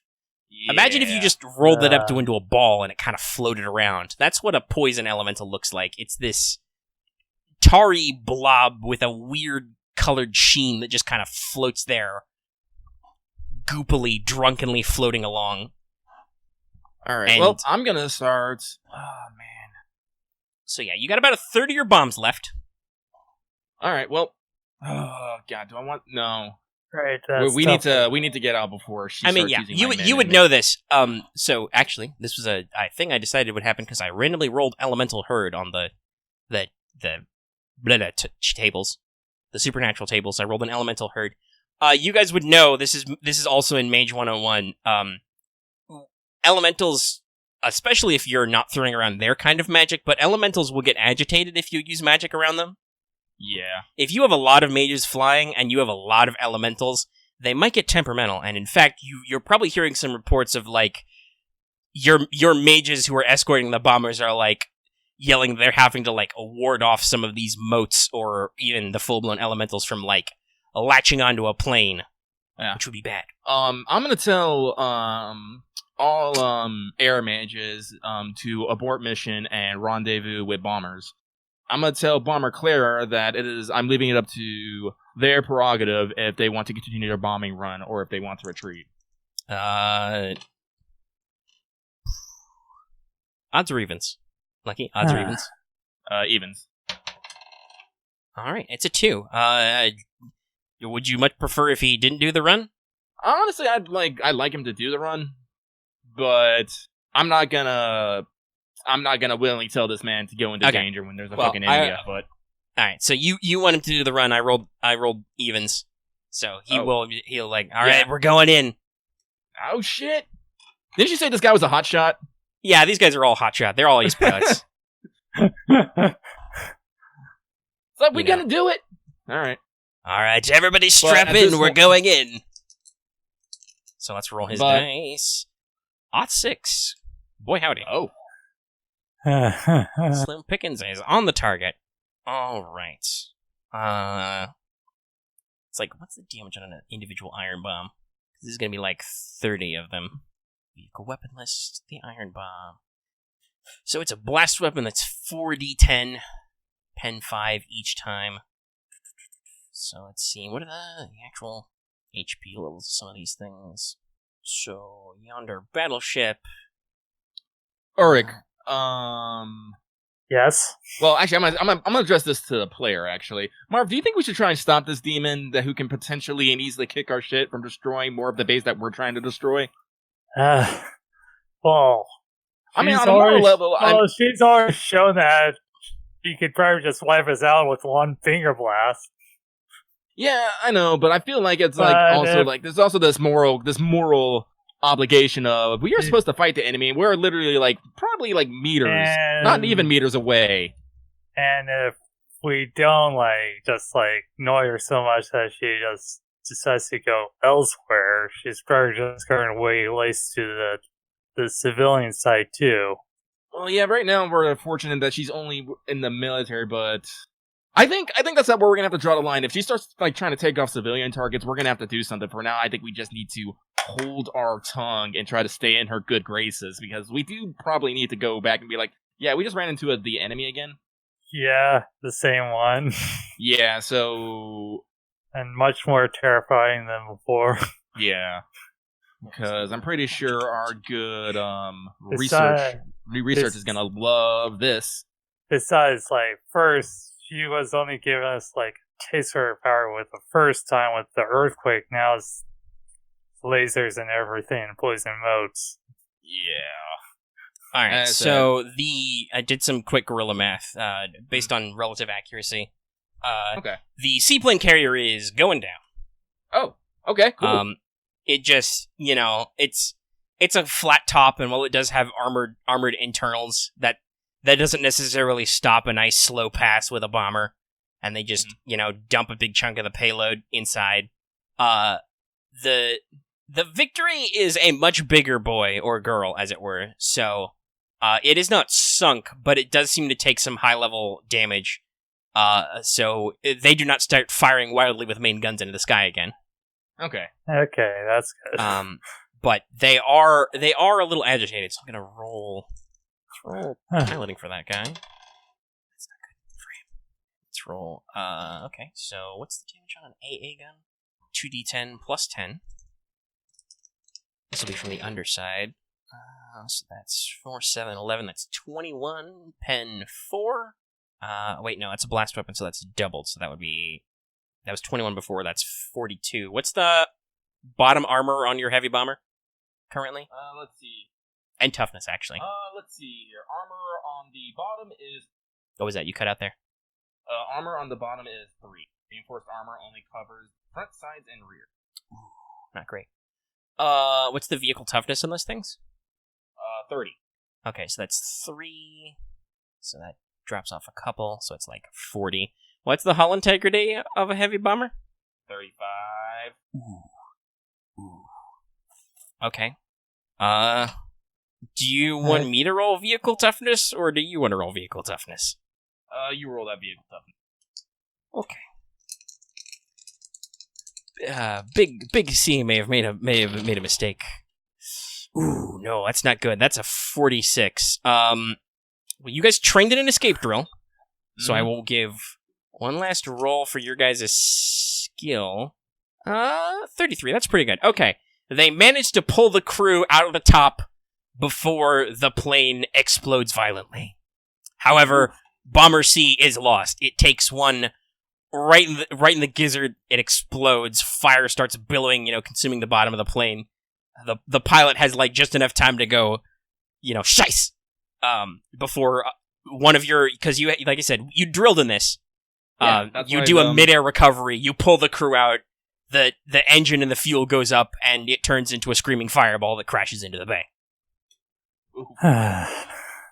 Luckily, they got rid of all the bombs first. Yeah. Well, I mean, that's a fair trade. You got one seaplane carrier for one heavy bomber. So, like, honestly, I'm kind of like, I'm okay with us actually taking a little bit of a loss, because, as I said, our operations usually go a little bit too well. Yeah. So, losing a plane, unfortunately, is once again, as seems usual, I have rolled completely poorly for the enemy team. That said, so about your decision earlier, I'm gonna make it a little bit easier. So, I assume you've yelled at everybody to abort. You yelled at everybody, get the fuck out, call it off. Yeah. And she's, you see one bomber go down in flames because he was like, "I'm gonna do it." Oh shit. Oh, I did it, but I regret this decision. This couldn't possibly go wrong. No, my hubris. So let's see. What's a called shot normally? -20? I want to say -20, I think it's like -20 normally, -40 you're going for a very, very specific spot. No, we're going for a regular old specific spot. Shoot, I was in vehicle stuff now. So you're looking around at fireballs and stuff. Stuff's exploding, and you're calling them off. And so she basically says, "Oh, but if you leave, that's no fun at all." And so she rolls her hand back, and suddenly there is a knife of inky blackness in her hand. Oh no! And she's gonna throw it at your mobility unit. At whose? Yours. Oh. And she's very good at this because she keeps the +20 for this. So Oh dear. that is a 30. Let's see. This was a surprise. I really want to do the cool thing where you have to go on the ground, but I guess I don't know. You should probably roll to evade. I'll roll. But let me see here. Is this a surprise?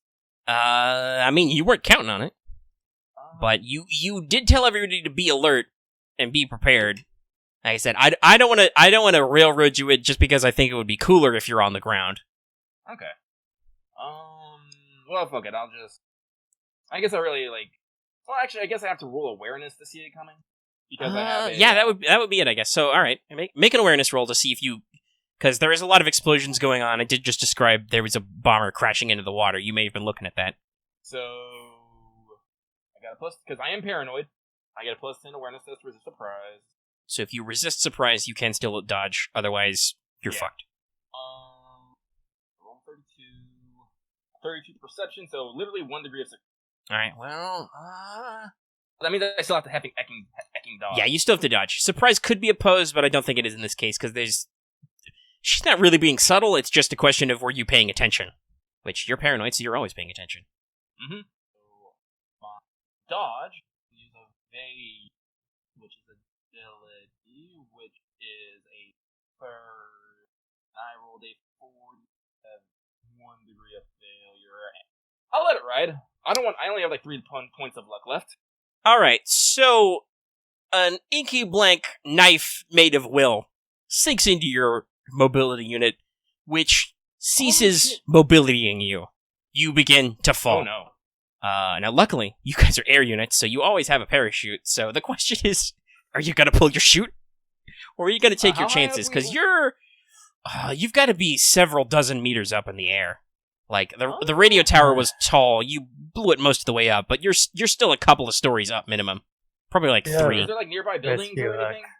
Yeah, there's the command building, which is mostly intact next to you, but that's full of enemy soldiers who are probably angry at you for blowing up their port. Hang on. Because I am fairly up the fucking mobility tree, so I do have fucking, blink and air dash. That's true, air dash also works. Let's see here. Make a spellcaster on hack damage, may move a maximum meter of DOS in any direction, including vertical, which I don't know. How many meters away am I from the freaking command building? So I'm picturing that as kind of like a multi-story kind of like stepped structure, like so the third floor is like say smaller than the second floor or whatever. The radio tower would be positioned a bit away. So let's see. You're probably, let me think in football field numbers. You're like horizontally, you're probably a couple of first downs. You're probably about 20 meters away from the roof, just outright flat. Yeah, no, I'm not. The second story roof, you're probably could maybe be like 10 meters from like the corner of that. Yeah. But that's also, a story down. 10 DOS. I'll just wait till I'm closer to the ground and I'll just air dash to the ground. All right. You drop like a rock. Drop like a rock. Your adjutant probably, shouts out, Captain, and you... Theoretically, one of your teammates could try to apply the rescue hook. That's what it's for. Right. But the person who stabbed him in the mobility unit is standing right there, and the rescue hook lines are not sturdy. Yeah, also, they could... he has a would parachute. Just cut the line. I will say this. Everybody knows he has a parachute, so... I will spend some, Well, actually, if my mobility unit is out of commission, does that mean the Ethereum core in it is out of commission? So your mobility unit is damaged. I think you can still use the core for core stuff. Because it's still in there. That does mean all your fancy pants plugged-in electronics don't work. So your shortwave is your wearable radio is out. If you got anything else that's plugged in, it's not connected. But yeah, Okay. you can still spend charges out of it because it's still in the machine. So I will burn 2 charges. And okay. 50, Right. 50. Right. That's 100. Anything else cool to help me? No. There's some ether in the air, but I don't think it's helping you. So I'm gonna tell you right now, I rolled a 66. So Is that a that's, pass? some magical hoop-de-hoop. Well, you're probably gonna, even if you failed, you'd probably push to make sure you pass, so you don't die horribly from falling damage. Yeah. Well, I'm gonna make it because it's on the Vinci charge. 500. That is 3 degrees of success. All right. That means 3 meters from the ground. I'm just gonna air dash. Well, or probably not like 3 meters exactly, but close enough that when I pop air dash and if I resume falling again, it's not gonna be a several story fall. Maybe just be like a couple meters. Yeah, you just scoot to the ground, tap, roll around. Do a hard tumble. That's good. And then that's in spellcasting rolls, these magic mishaps. So, how many degrees of success did you get? 3? Yes. So this is minus 30. There's no other modifiers.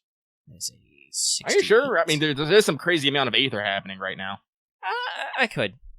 Yeah, there is. Unless you want another just a gust of wind. No, because what we got was, because I rolled a 68, so minus 30, that's still a 38, which is flash. So, hey, you guys in the sky, roll an agility test or be blinded. As there's a big flash of light as your captain almost hits the ground, where I'm sure you guys are looking. Oh, okay. This also, Lucky, you should roll for your companion to see if she's blinded. Yes. I'm not even going to tell you the roll. It's just yes. Alright, so she can't see shit for 4 rounds. Alright, you're fine. You close your eyes. Do I need to roll for my companion or just... Yeah, technically you should. This would apply to him too. Okay, what is my... Huh. Okay, so my companion makes it. Alright. So everybody except Lucky's companion is fine. Wolfgang, you roll on the ground. You kip up to your feet. You are at ground level. It's bright but dark at the same time is the best way to describe it. There are like lights lit everywhere, but at the same time, because of all the bombing and stuff, there are huge plumes of smoke casting weird rolling shadows. There's no ambient light at all. Most of the lights are pointed up at the sky, so it's like there's a lot of like backscatter lighting and stuff. And it's just really weird down here. And now that you're on ground level and like you guys have stopped dropping bombs, there's still a lot of gunfire going on, but it's a little quieter and more enclosed because you're on ground level. You just, like I said, you just hear people screaming, crying, shooting, yelling wildly. Orders are trying to be barked out. There's something you hear in English about, form a bucket brigade, or you got to get down to the port. We've got 3 ships sinking now. 3 ships. Got to get those boys out of the water. And then somebody at least somewhere has a stiff upper lip as they shout, "Kettle's on!" And so you don't have a radio anymore. I don't. Let's see. My fucking armor is powered armor. Does that? So it has a core hooked up to it. Can I hook up my electronics to that, or is it like not built for that? It's not normally that way, but you also did like a cross-wiring thing so you can plug your armor into your mobility unit if you have to like double up. So I think you can try and make that connection. Do you have mechanics trained? I do not. So mechanics is a basic skill. You could roll it at half. You're pretty smart. Yeah, I'm pretty smart, but this is a mad combat situation. I don't need to be figuring this shit on the fly. All right, so you're just gonna leave it.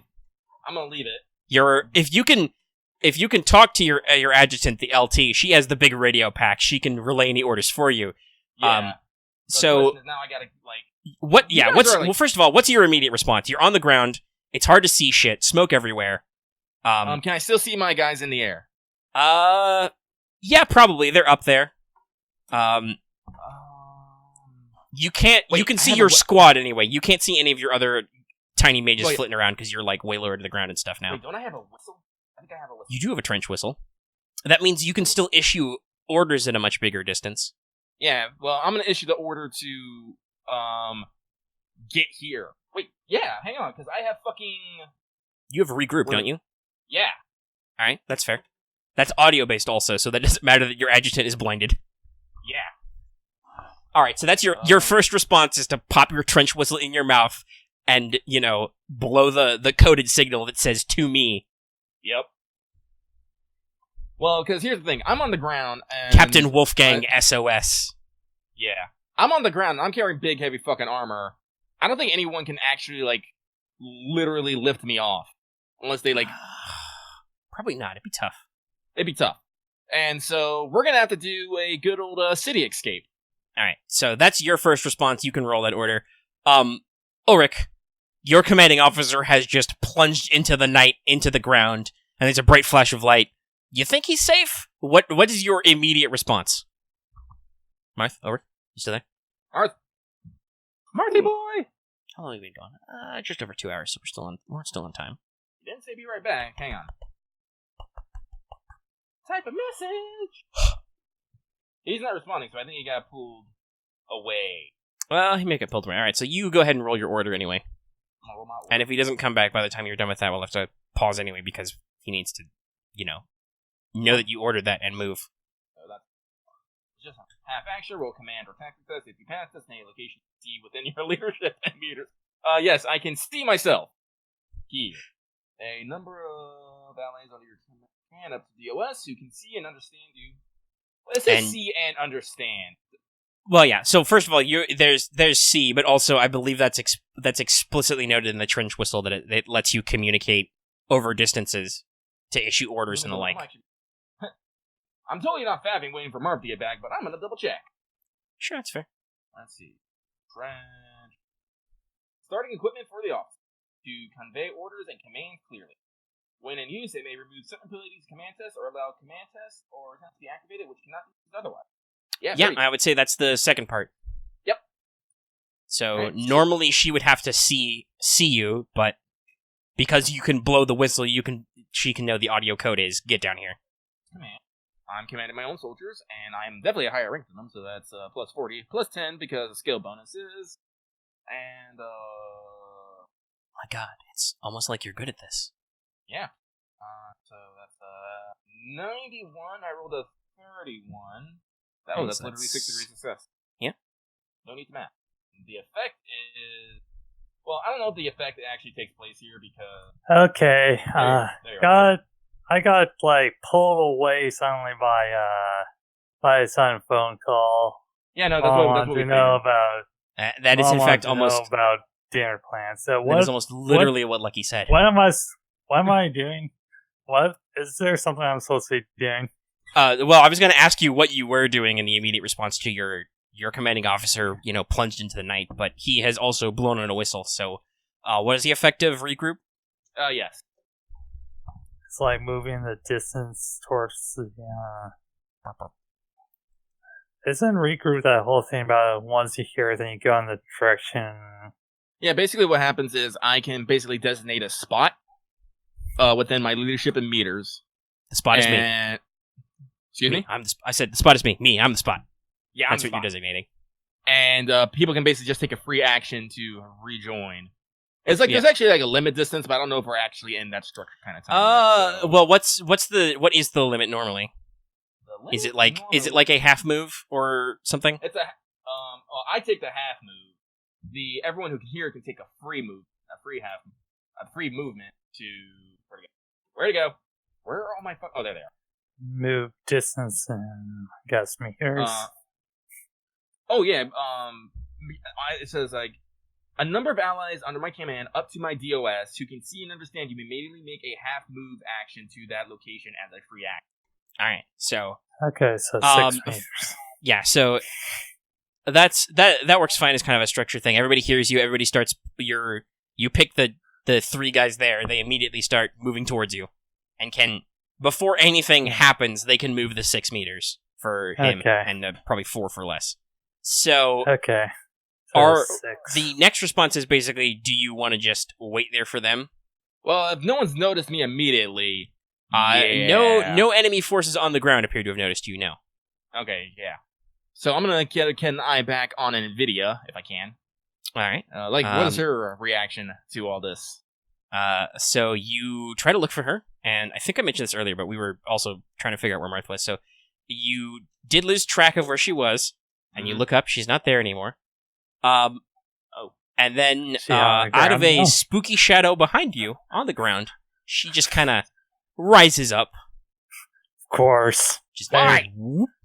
Yeah, I thought that was going to happen. No, she couldn't just fuck off. No, she has to hang out. Because of Halo Shadow thing, so... She's real shadowy. Yeah. Oh, shoot. They don't have... I just realized they don't have that spell on their normal list. I'll have to fix that. That is actually a nihil spell, is to walk between shadows. Okay. She could just darkness shrouded and throw you in blackness, but let's not for now. For now. Oh, God. It's just like, she's kind of just like, whoop! I'm behind you now. Oh, God. I guess I'll react and sword out, shield up. Shing. She kind of tilts her head at you and just kind of, laughs. Oh, the determination of the human spirit is quite intriguing. Why do you persist so? Why do you remain such a consistent thorn in our sides? Individually, you are so weak. Even now, if I wanted, I could rip you limb from limb with my bare hands. As she kind of conveniently palms a bit of rubble and just crushes it into dust. So I will maintain my defensive posture, but I will just calmly remark. Well, that's the thing about humanity. As brilliant as we are, we're just as stupid, and we don't quite know when to give up. Alas, it is a quality we shall have to teach you. She kind of points her finger at you, and she kind of looks at you hard. Oh no! And then she's kind of like she's staring into your soul again, and she's just like, "Oh, but what will hurt the most?" And then her finger tracks up into the air, and you should probably roll initiative. Oh! Okay. Everybody roll initiative. Remember to do special initiative things for Paranoid Man. Yeah. I will say fucking 10. 1 round has gone by, so your adjutant has 3 rounds of being fucking blind left. Initiative is that plus... Okay. 8. What is that? That death comes in swift wings? Yeah, I that's remember last time you said you had a plus 8. Alright, you guys total your stuff up there, because I gotta do math for mine. Okay, so That's there's... a 3, that's a dumb roll. Let's roll again. Let's see if we can get a better number than that. It's also a 3. God damn it, me. There's a bonus thing from Lucky's Officer Town that gives me +1 from initiative, right? Let me double check that real quick. So, her agility mod is doubled, so she gets a +10 on initiative, but I rolled 2 3s, so it's only a 13. Oh, goody, she gets to go last. Well, that's a pretty easy order to remember. Let me figure out some numbers. Let's see. Okay, I'm gonna switch dice. That die rolled a 3 4 times in a row. Let's try that again. Oh, it's okay. Fast. Yes, it is +1 on all the tests. Alright, so, Wolfgang, you go first. She is 7 meters away from you. You are in an interesting standpoint where your companion is not right up with you. So that's important to remember for companion actions. And also, she's blind, which is like a -30, I think. Yeah, no, But you're at 7 meters away from her on foot. You are less than a first down from this bitch. Oh, and since you're acting first, I will spoil it for you. She's totally going to shoot your adjutant with magic beams. Hell no. So, you say 7 meters. Well, guess what? That is exactly the distance I have, thanks to lightning skirmish. So... You also established you already drew your stuff, so... Yep. Actually, hang on one goddamn second. Because me being the demon preparing boy, I did throw fucking inlay. I need to double check what it does. I don't remember. I never do. That's why it's written down in like a book or something. Let's see here. Okay. So, moon, I will just remind you, moon, silver, inlay, weapons or armors inlaid with rare protective metal shaped various themes of second.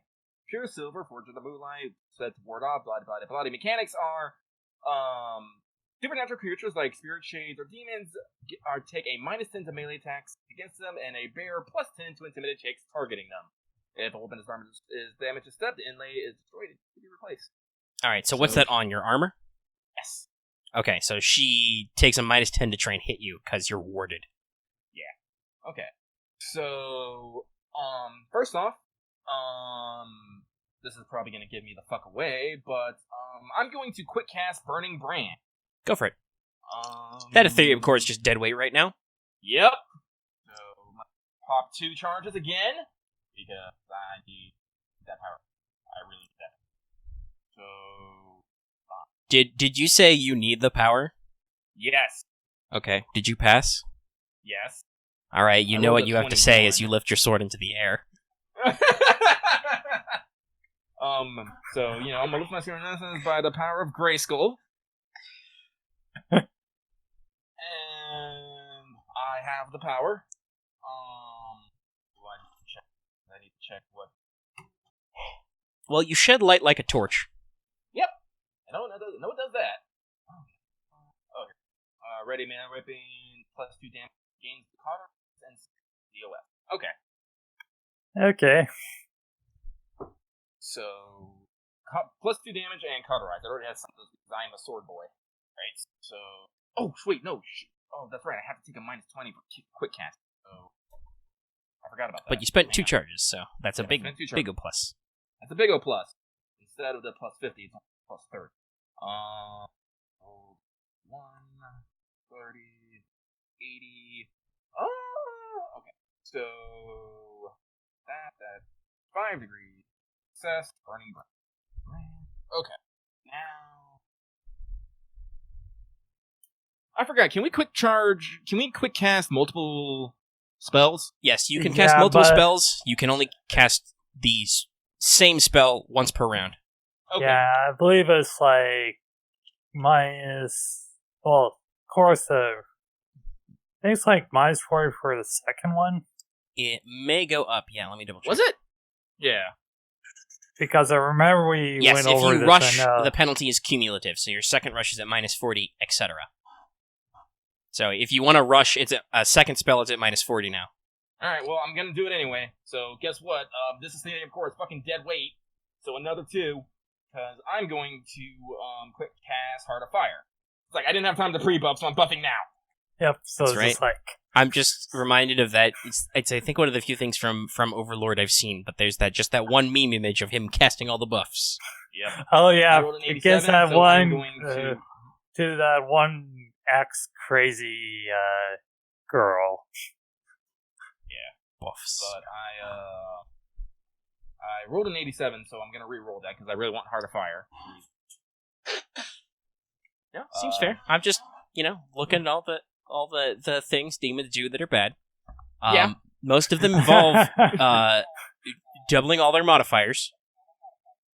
Yep. Yeah. I may have mentioned that she has a +10 for initiative, so... Yeah, so I rolled a 7 this time. What is... Oh boy, that's a lot of degrees. Mm-hmm. Well, it's not as many... Well, it's out of 8. No, it's out of 50, because my cores were eaten by the quick cast. So Still, you're pretty good at the spells.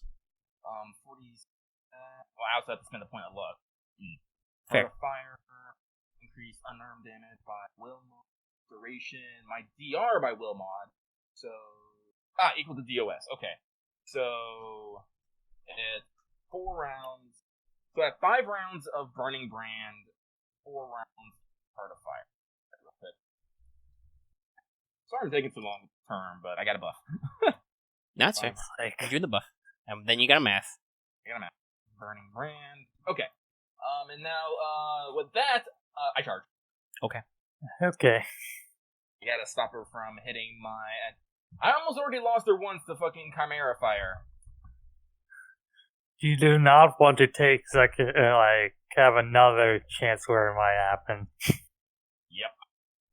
Double check charge. I believe I can let's move up double, and I get a bonus.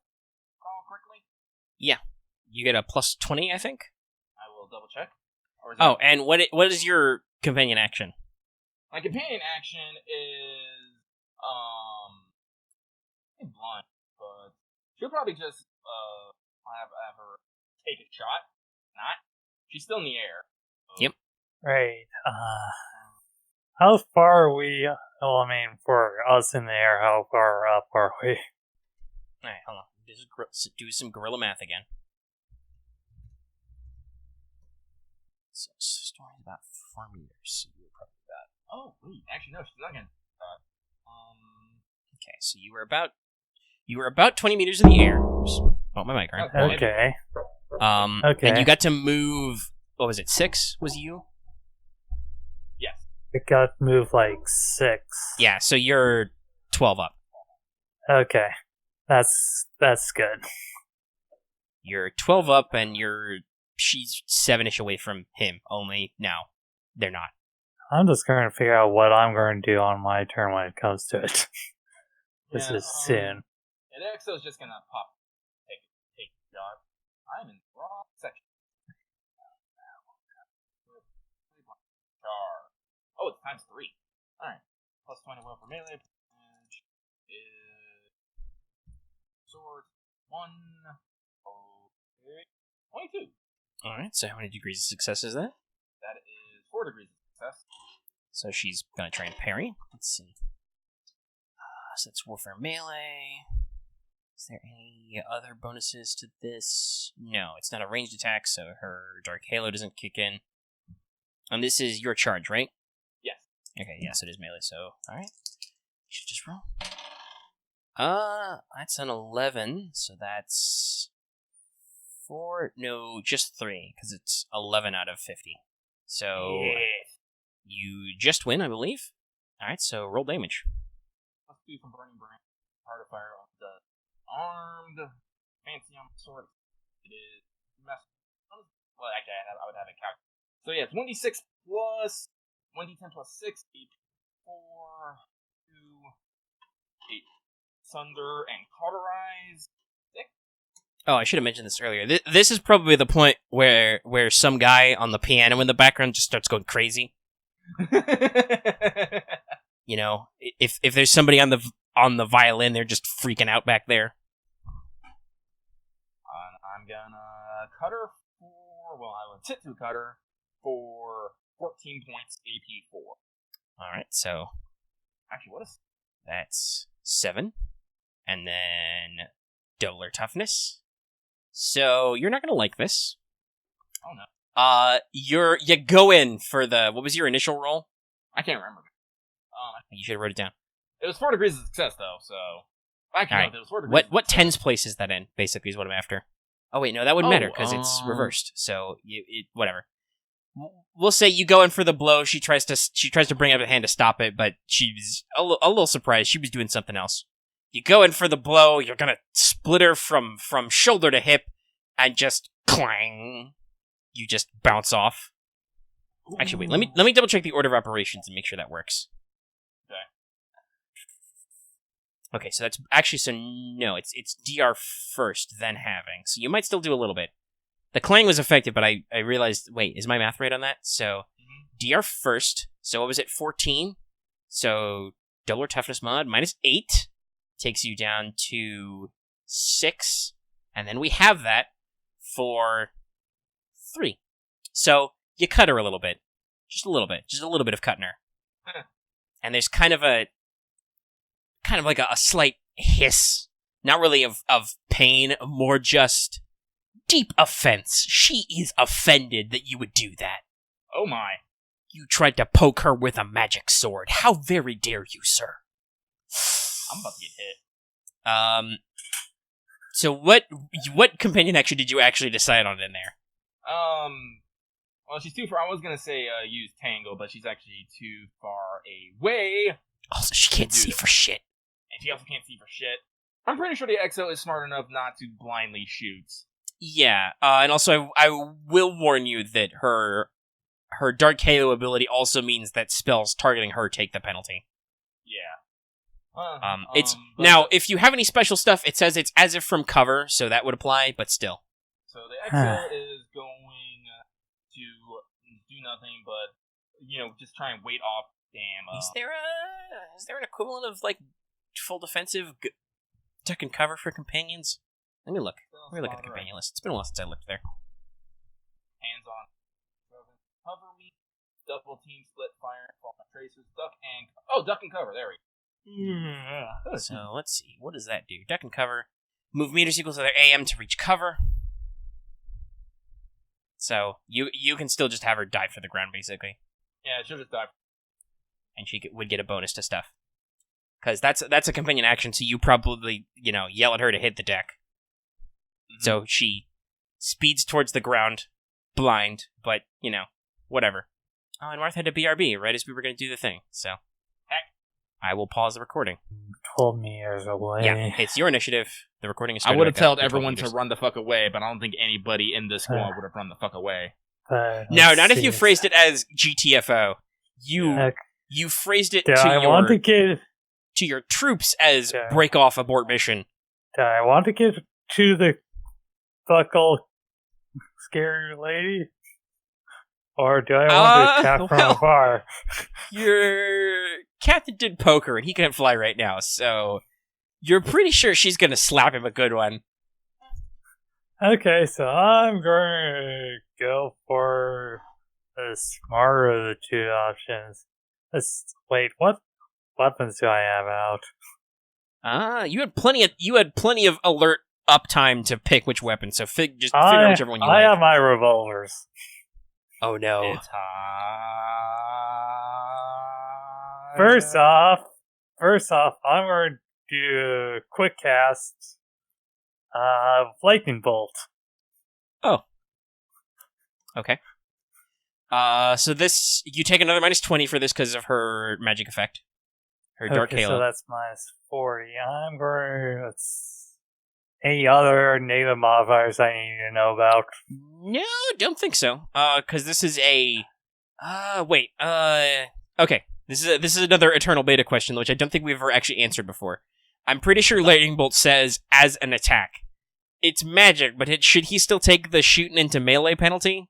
Did we count? I would say no, unless it was like an area. If it's like single target, I'd say no, because it's that's magic. Fair, it's not clear, so because it's not clear, no, you don't.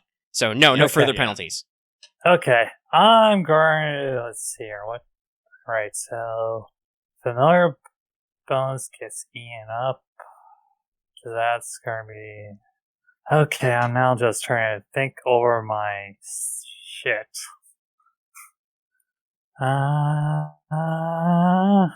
Okay, so that gets eaten up. That doesn't apply.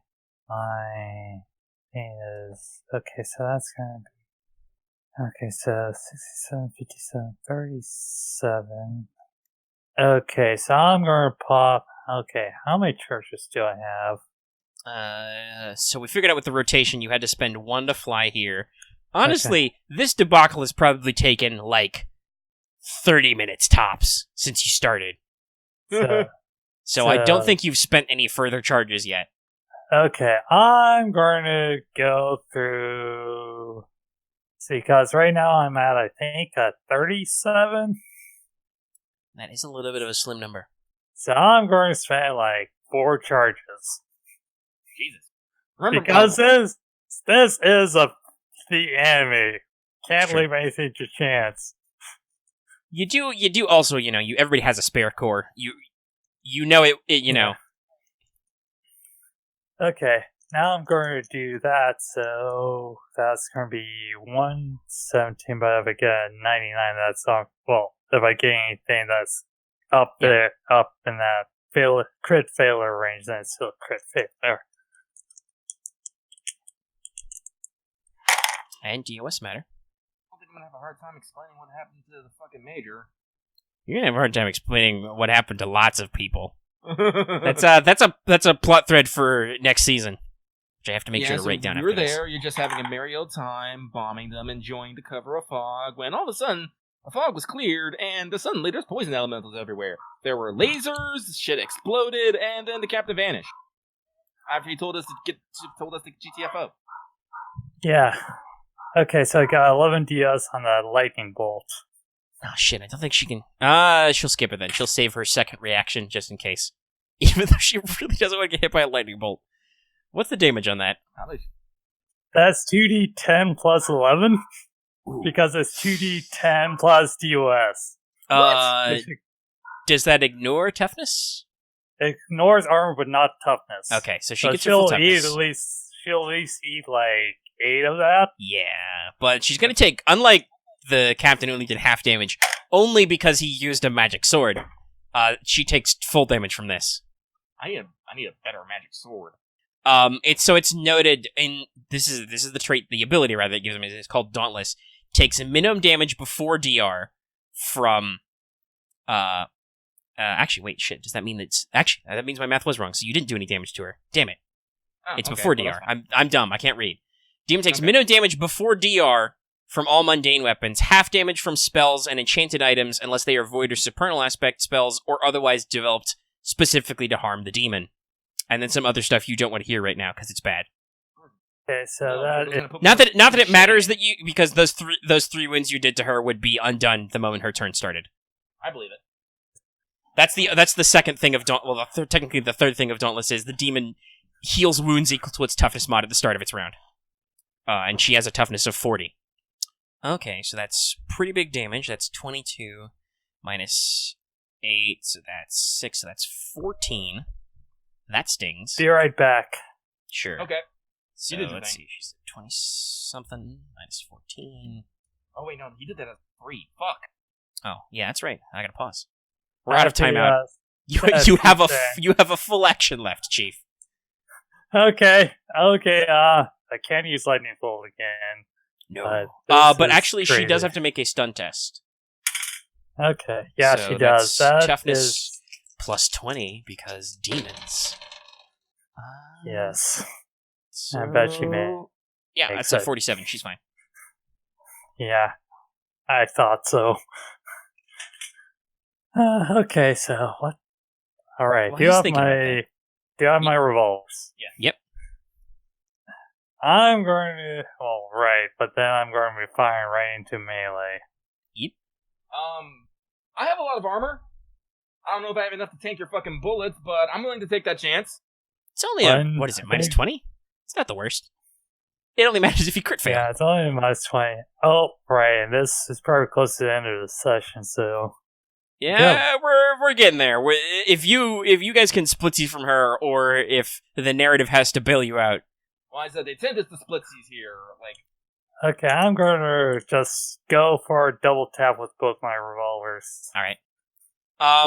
So is that, are you gonna like fire with one and then fire with the other, or are you gonna try and 2-weapon? Actually, are revolvers slow? 2-weapon. I don't think revolvers are slow. Right, but that's 20. But then also, isn't there another minus 20 because of Halo? Or... Yeah, Dark Halo minus 20 on range attacks, but it's from cover. So if you've got anything that does anything against that, I don't know if you do. I don't. That would put me at. No, that was 15. Crap, so, that's a low number. No, revolvers are critical. Okay, so they're not slow. That is, Which is 2-weapon? Is that still just a half action? 2-weapon fighting when wielding a weapon one-handed, same attack, single half action. So, yeah. I mean, you can take instead of like double firing, you can take like a half action to aim something. Right, but do you have that whole? Oh, right. What things do I have on it? Well, so here's the thing. With 2 weapon, you could make a normal half-action shoot. So that means you could aim for plus 10. And you get to roll twice, once for each weapon. I remember right now what... Yeah, double check what you got. Because, like, I think... Is that hair trigger gives you, like, a bonus? Okay, let's see here. Do you have all these scenes marked down? Let's see here. Right. There. I'll need to go over to my other. By the way, the music I'm mentally picturing for this scene is the Demon Tide theme from Kingdom Hearts 3. Oh god. Just like I said, piano going crazy. And then I need the magic sword. I'm gonna start looking at magic sword options. Okay, so that. Okay, I know I have. Jeez, why? What the? For like frick enchantments did and you- stuff, you could specifically try and make an anti-demon sword. I'm just gonna have to look through the. I do have my spreadsheet for that gear list, so I'm just gonna quickly check what each of these things does. Because I know I have custom grip, which gives me that act tag if I'm using it.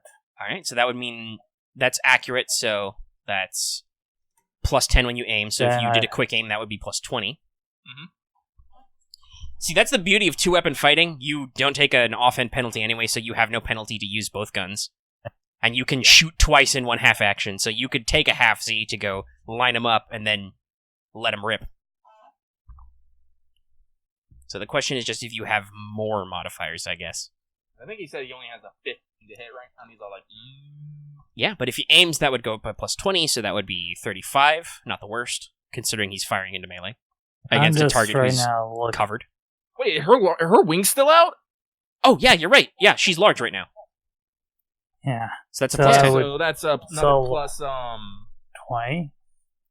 Yeah, Or plus, is it plus large 10? is just plus 10. plus 10, but still Okay. that brings you up to 45. Yeah, if you aim. So Yeah, 45. 4 or 5. Okay, let's see. I'm just also double checking what guns does. Quick hands. Okay, that's only for that. So that doesn't count for much. I don't have anything that gives me pluses in that. FW. I mean, honestly, if you spend a point of luck beforehand, that's not 20. But you only have, 2 points of luck? Yeah, I think, did you spend one already? I haven't spent a point of luck Okay. yet. I decided to not. Alright, well, you Remember could when I? Yeah, remember no, I when was just we double checking because had, it's been a long session. I'm like, I don't know, did you spend one Yeah. earlier?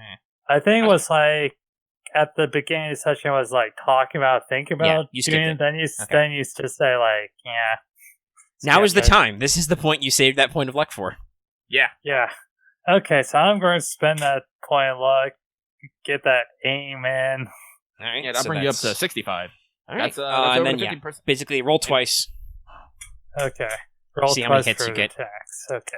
Bang bang. Don't crit fail. Please no. I don't need a bullet in my butt. Wolfgang once again shot by somebody. It's his own side. Okay, so that's 37. Ulrich was Okay, working with so- the demons the whole time. Hail Hydra? You No, can't if trust he's a his demon eyes. teammate, he's a really shitty demon teammate because he just gave her the lightning bolt. And as discussed, she you is can't very trust unhappy those. about this. This is going to come up in your performance review. It's like I was putting on a very convincing act. All right. So roll your second shot too, because that's a hit. Bang. 'Cause the thing Right, about can't 2-weapon is they make a test against both attacks if they evade. Because she can still do that because she has 2 reactions. Fuck you. Okay, what was... So, did she dodge? No, roll She both. dodged, right. Robo. Okay. Then I dodge because It's not bang, wait a minute, bang. It's bang, bang.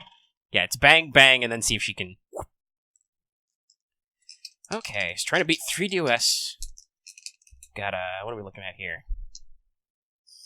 Got evasion plus 10. Got a very high agility. Can we roll low? Can we roll low? Yeah, that's a 13 out of 70. Okay, so that's... That's a dodge. Yeah, so you don't hit. But Yeah, you hit her with a I lightning guess. bolt that really sucked, so you tried. She just kind of moves her body, and it you're like, you're sure you would have hit her, but you just catch shadow somehow. And just... Son of a bitch. Give me a drink. Alright. Now it's her initiative. She heals 4. You see the electrical burns you gave her close up. Oh, I meant to mention this earlier, but I didn't want to distract Marth from figuring out his actions. Yeah. Wolfgang, you now know what burning demon smells like. It's not I great. could live without this information. But luckily, she's less pissed off at you than she is at the other guy. Yep. So let's Yep. see. You can thank me for that. I'm being your shield. I'm supposed to be the fucking shield here. But you're my commanding officer. Oh god. So Actually, range up to this will reminds me. meters. Okay. So we're gonna spend a full action to shoot a scathe beam boy. at Ulrich. Because Oh, we no. love them scathe beams. So let's roll spellcasting. What's your full Greeble on this? So we got so spellcraft is plus 20, but you got 45 will. I really probably should give these guys some kind of bonus ability to DOS.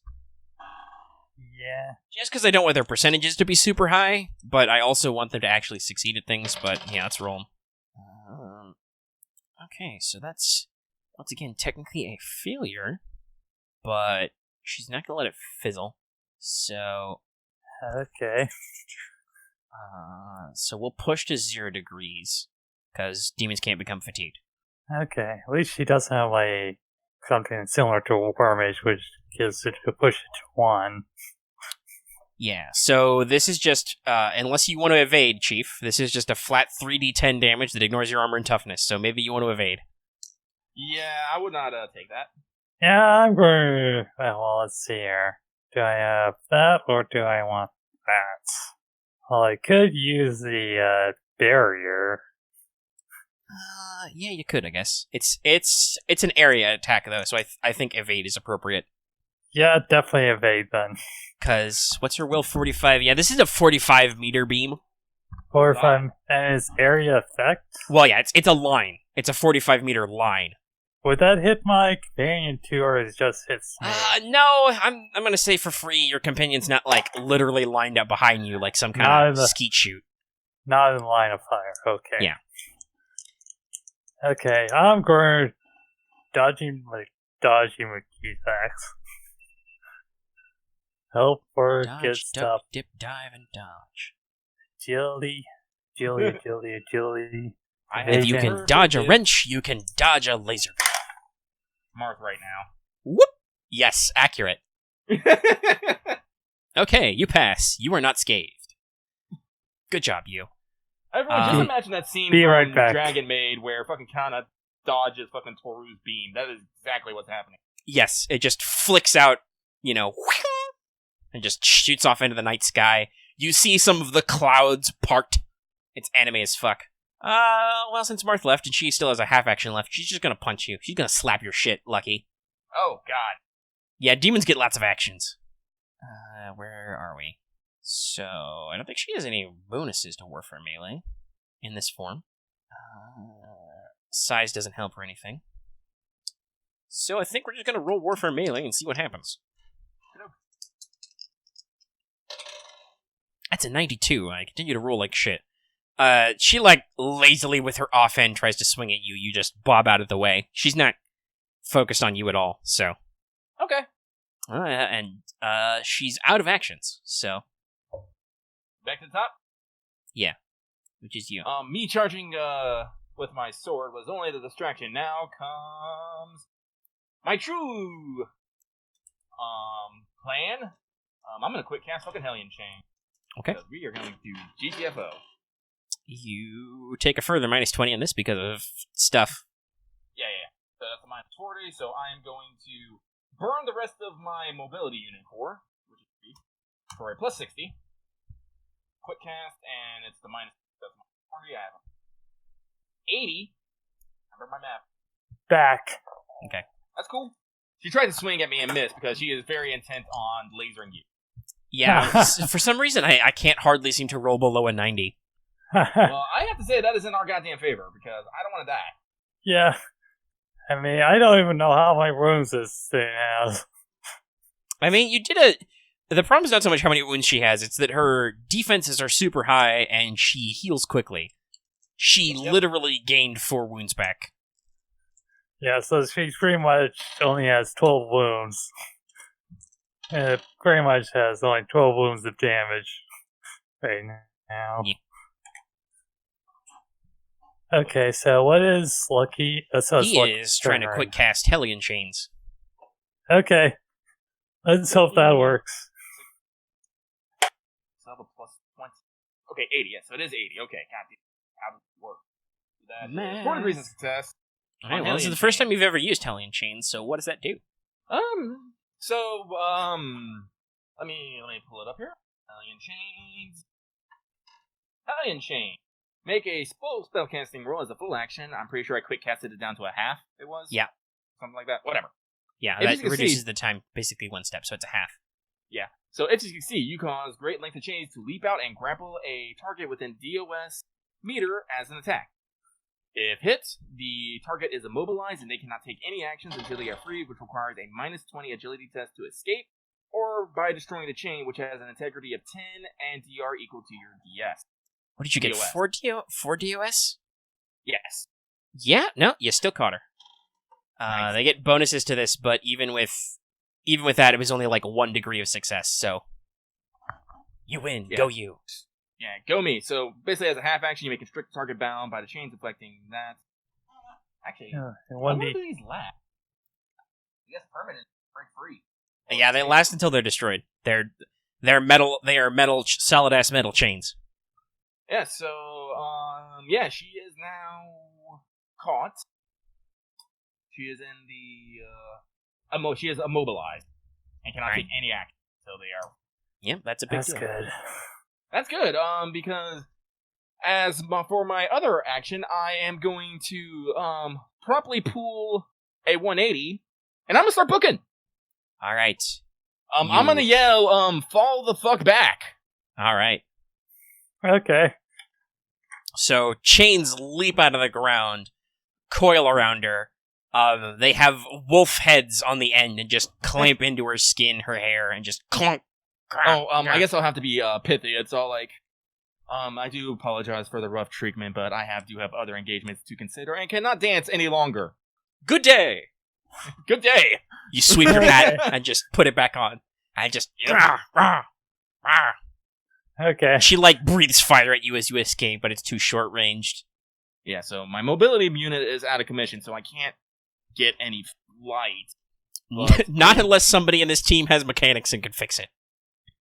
Huh. That said, so blindness wears off and everything. You know, you get all that out. Yep. You guys did pretty good, so nobody had to come bail you out.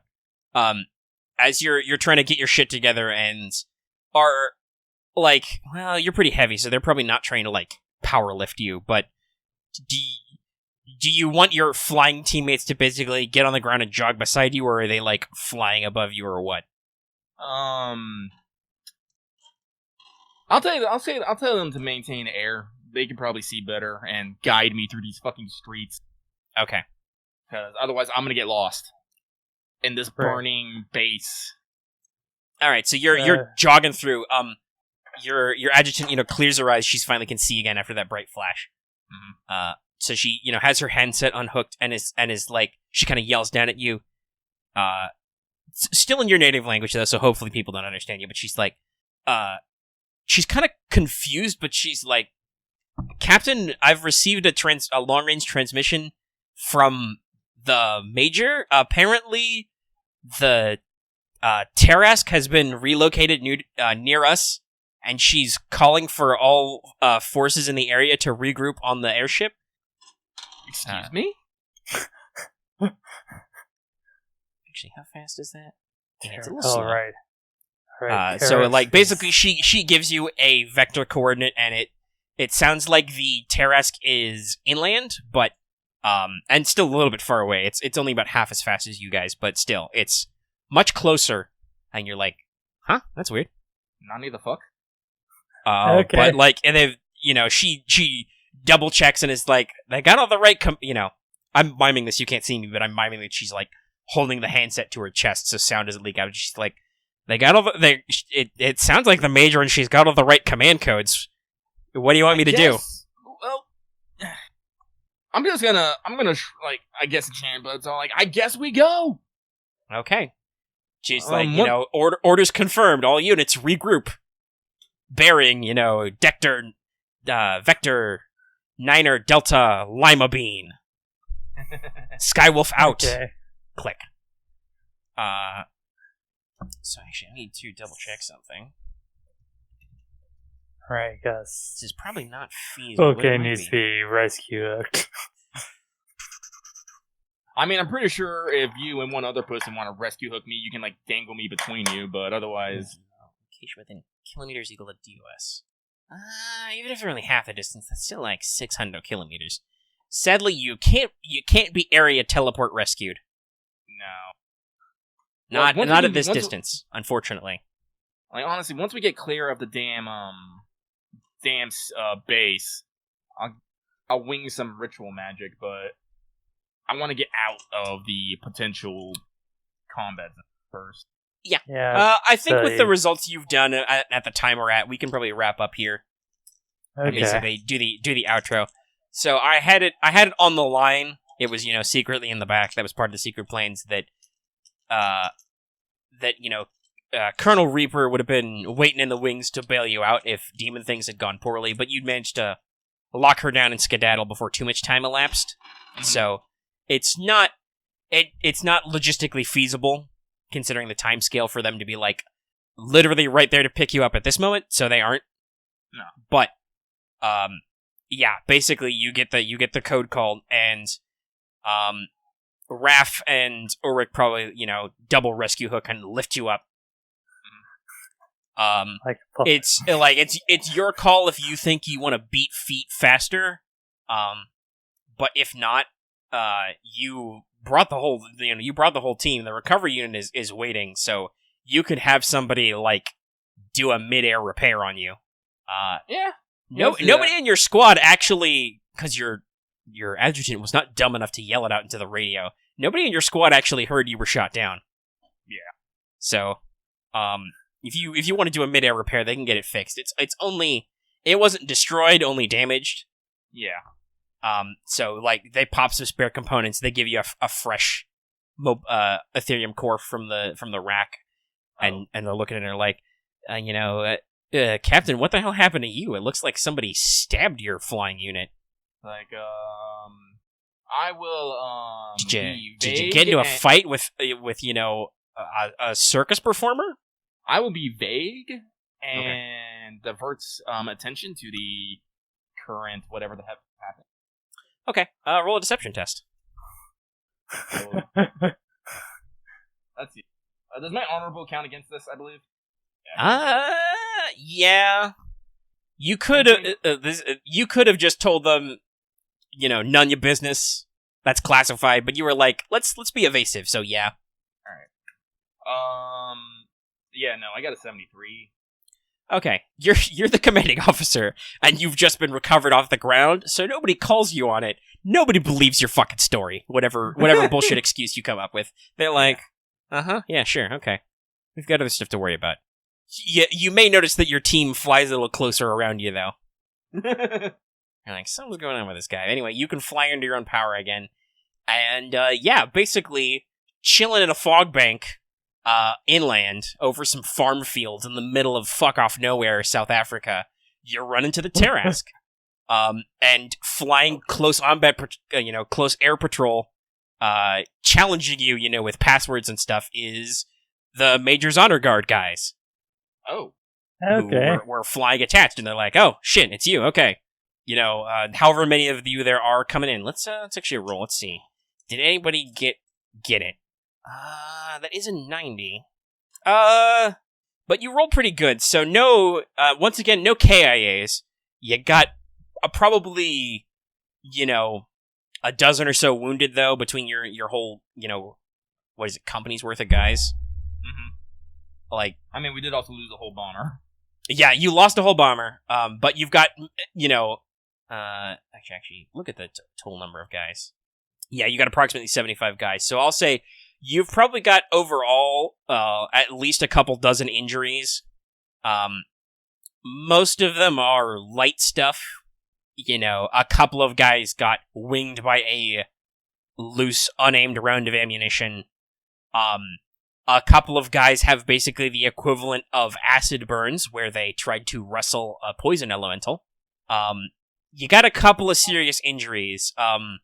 Some of the guys they pulled out of the third bomber are probably filled with a little bit of shrapnel. You know, some guys were full blown shot by a stray bullet, like rifle ammo. Nothing too serious, but your recovery unit is super glad that you guys don't have to fly for 5 hours straight with wounded. So, once again, you are unpacked in the cargo hold / hangar bay of the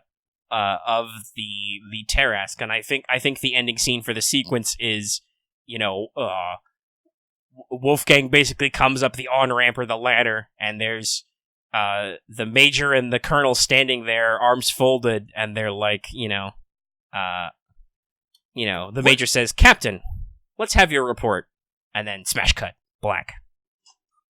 Okay. So, things you should think about while we decide if we're gonna play right away or not.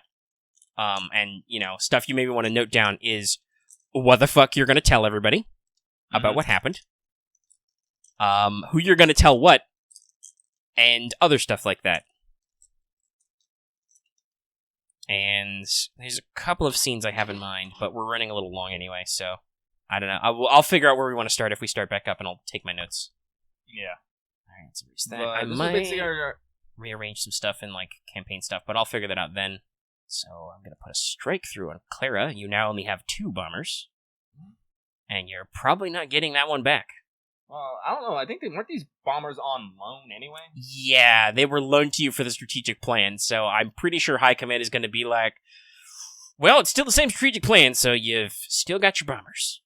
You're like, I don't have one of my bombers anymore. Well, that was your problem, soldier.